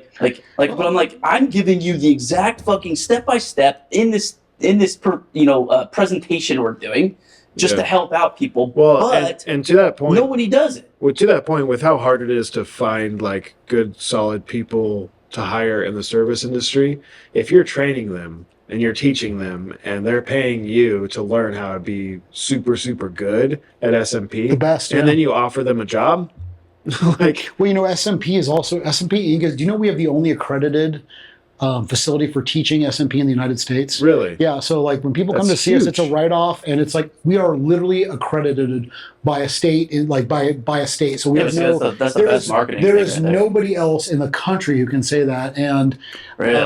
and we are literally this close to being approved as like a VA educational facility. So people that want to use their VA money for, Wow. like it's this, Really? yeah, like That's we've already been huge. told preliminarily, like we'll be flipping the switch. You guys will be approved, but Yeah, there's like those things are the best to use for marketing. Right there. If I was a guy that needed the service, well, as soon and as you said we're the only accredited, XYZ, and we're doing this, but then you go into your story of like what the business is, and then I'm already trusting the fact that this is like a good choice to use Yeah. for the brand. Whereas no one can say that right now. nobody right? can say Like that. And nobody can that's say like that. a huge fucking deal. Yeah, it's a big deal, and the VA thing's a big deal for us too. So we Yeah. may use you guys for some. In fact, we will use you guys for probably some content to create where we can pump that out to like military. Yeah. Like because it's not only military, men and women, but their spouses as well that are often eligible for that. Yeah. That's So fucking, there's some- we there- can there- make a great ad campaign for that. that's huge. Because someone involved with the VA is easily recognized on social media. 100%. Just Okay. boom. Cool. 100%. Done. And But having an accreditation that nobody else has as of yet is There's like, not a dude, single- you should use that 100% until somebody gets the same accreditation later on in the future. Maybe you should just take that. we and run are with it. we are miles ahead of other people to be able to do that. If you had any idea how much work it takes to get an accreditation, it's more than a year's worth of work. Well, that of brings like, it right back into the planning and intention. Yeah, behind What right. you're So, doing. just so you know, we're creating so much distance between us and the next guy out there. Like there are a couple of guys who are savvy in business that do SMP, but really, Marvin, myself, Tyler Bennett, and even Kenesha Gordon, who's out of the Atlanta office. These are, we're the top. We're absolutely running at the top. And granted, I will like to say for the record, like I'm one of the newest people, up and comers for the industry. These people all have been established for a decade or about-ish. So like I certainly don't want to come in and say but as far as organizations go, like yes, my work is like absolutely among the best. But like I also am not like saying that there aren't other practitioners or artists out there. There are some that are fucking amazing. Right. But as far as like vision and organization and where we're going, like second to none. Period. Well, that's the thing that I was talking to Travis. I was like, dude, the moment I could start like advertising Because when we partner with businesses, there's only a handful of businesses I can actually like look at and like I'm like really fucking excited because like I'm like I could use so much shit to sell that like accreditations or like uncommon accomplishments or awards or whatever, right? Where I know for a fact that that'll work as like an advertiser because so I'm a Google certified partner. I'm a Meta business partner. Like I'm heavily involved into the paid advertising space. I mean, I've been doing it for 12, 13 years.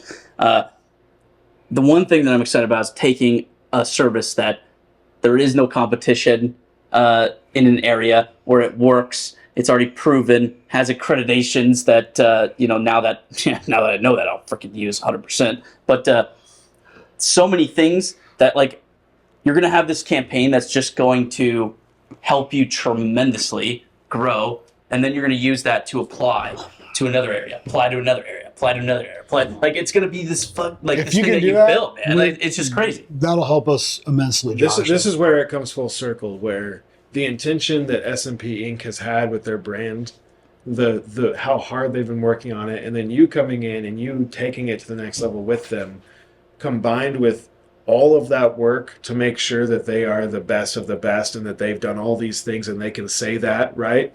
That is like music to our ears, because how many times that we've worked with clients that are kind of middle of the pack. 1 foot in, 1 foot out. They they're have middle. this, They're in the middle of the pack, hoping to have an edge. They're Without not- they're doing- We send them leads. They call them the day later, and then they wonder why that's not working. That's why I have an assistant, guys. My assistant. like that calls, kind of stuff. Where it's like, an assistant was one of the best things I've ever spent my money on this year. Was a guy to answer my phones. And do you guys have? I do have a 2:30, gentlemen. So I have to wrap up. Do you guys have anything else that you guys want from me, or is there anything that I can do to? honestly, the last thing is just to review the whiskey. What do you? So we'll go down First, we cheers. Yeah. Cheers. So we'll cheers that. Cheers that. So what do you think? What do you think? What do you get out of it? I know because this is your wheelhouse. This is the flavoring that you like the most. Well, anything that's like got that really heavily peated flavor, that smoky grass flavor is my favorite. So this isn't for everybody, but being that it's a 16-year-old, I believe it's a single malt, isn't it? Yep. Yeah, I'm a big fan of single malts. I'm not from a big Southern Eastleigh, Yeah. Scotland. I would say, this is for a peated. A lot of guys may not appreciate that, but if you like a peated single malt, 10 out of 10 recommended. It's a 16-year-old, super smooth. It is going to have that smoky, grassy, herbal flavor to it. But if that's for you, this is. Have you ever tasted this one? I've never had this. Nice. May I ask what that bottle costs? It was $125. Thank you. Yeah, you're welcome. Thank you thank you for the treat. That was a great bottle. Yeah. And it is hard. So this is not like a bottle that's an allocated bottle by any means. Like this is not some super rare. I found some like hidden gem, but this is a bottle that is not available in a lot of places. You can go into the Scotch area and find this. If you do, that's great. It's just one of those ones that it's a very high in demand 16-year Scotch. So for me, it reminds me of like some of those luxurious tastes that you only get to taste every once in a while. Like it reminds me of like caviar or oysters, where it's just like, yeah, it's like it's not something that a person's just like snacking on every single day, but it's like when you taste it, there's something special. I agree. Behind it. Yeah. And it may be a funky way of describing it, but you know what? It's just like it's so smoky. Yeah. But it has a sweet smokiness, and it's like, you know what? This, if I just tasted it because I drink some trash whiskey, Josh is the whiskey nerd. I'm okay with trash, but man, when I taste something that's unique, I'm a like you. I like the finer. It has a very special taste to it. It tastes like something that is like you don't taste this and be like, oh yeah, good. Let's make some Coke in here. No, this tastes like a leather-bound book in a library. Yes, and I don't know how to say it, and it's an actual compliment to this, but it tastes like a leather-bound book from an old library. Yeah. Oh no, I'm just thinking of a cigar it. with this right now. Just would be amazing. Yeah, exactly. No, it's great. Yeah, I mean, I'm a bourbon heavy collector. I don't know if you've seen my collection. I did see your collection. that's half of it. I have my other half in my house. I'm just a bourbon collector. Scotch is not something I go into, but peated scotches, actually, like even Oban. Like I'm sure you've had a 14-year Oban. It's a pretty common thing at the bars, but they're heavily smoked, which is what the peated taste kind of goes. That's what I like. If I'm going to have a scotch, I can't have anything other than the smokiness flavor. Otherwise, I just can't get on board with it. This one, I freaking love. Like, it's like a campfire, bro. I'm tasting a whole campfire of it. I don't really taste the seaweedy taste that a lot of the peated ones do. Like, there's some brands that are pretty affordable, but the sweet aftertaste is crazy to me. It has sweetness that dances on the tongue longer. It should, yes. It should, with higher end peated scotch. So, yeah, 100%. It's great. We're going to leave this with you to go put on your shelf at SMP. Man, I'm going to save that for a couple of my top shelf guys. Or do that, yes. Yeah, well, because a lot of times, we use ours. Thank you, by the way. What a very kind of you, Josh. I buy those for the Navy SEAL Fund. I just buy the bottles as my donation, and then whatever people put in when they come in, because we're not a bar, we don't sell it. Right. But so you'll put this in a special place. Yeah, that'll actually go in my personal locker. But then I have a couple of guys who are like Scotch, real Scotch guys. I love that. Yeah, and I'll let them know that's good. That's a real treat, Josh. Thank you so much, and thank you guys for having me on today. Absolutely, honestly, man, it's no, it was a great podcast, man. We rarely have podcasts that go on because we're just involved in the conversation. This is great. Cool. So that's the whiskey part of the whiskey in business. I think you should just call it whiskey business, like risky business, but whiskey business. Yeah, the name was already taken. Was it? Too many people with that name. Even though it's not even like a podcast, they just took the name. They had like 3 episodes. It's like, damn it. We're like, dang it, dude. Well, whiskey in business is good too. It'll do. Well, you guys, thanks for watching the Whiskey Business Podcast. I'm glad that we got to interview David. Tremendous entrepreneur, a lot of knowledge, and we're glad to be working with him in the building websites, SMP Inc., Lake City Deluxe. It's just a phenomenal barbershop. If you guys have a chance, go try Lake City Deluxe.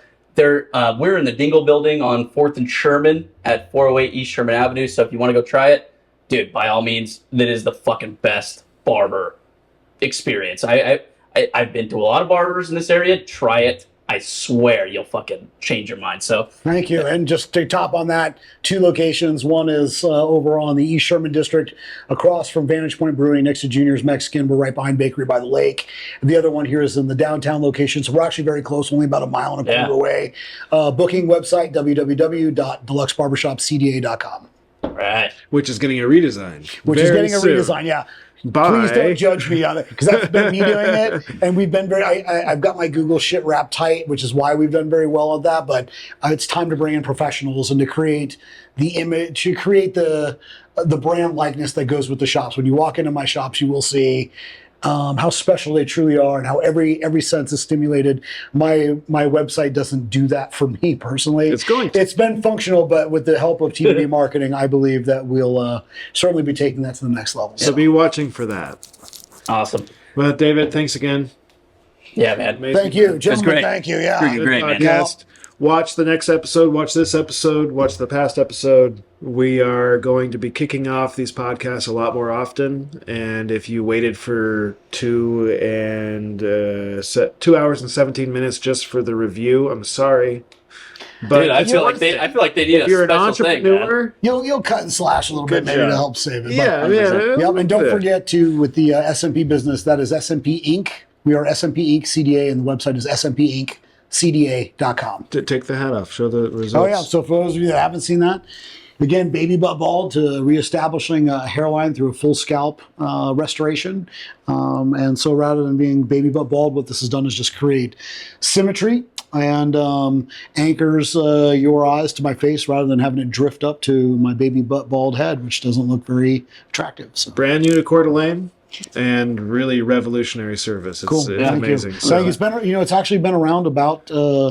It started in Europe. It used to be called MHT, micro hair tattooing. Really? Yeah. And Marvin Furrow was one of the very first to actually go over to Europe and get it done back in like 2010, 2010ish. Wow. And then started. And then he founded the company. Yeah. And then he came here and started SMP Inc., which used to be called Full Scalp Micro, I believe. And Well, we're gonna have Marvin in here with Marvin. with the Yeah, four of Marvin us. needs to It's gonna come be on the awesome. podcast. you guys will love him, man. He's truly It's gonna the be guy's so a rock much fun. star, and he's just a cool dude. And I'm very, very proud that Marvin is my partner. And, Although and with how it's- similar you and Marvin are, I don't know if Josh and I will even say anything.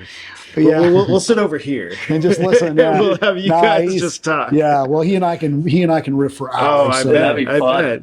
It's like us. A foreman. Yeah. Cool. All right. Well, thank you, thank again, you so guys. much. Thanks We'll for see you joining. next time. Appreciate y'all. Bye bye. Peace.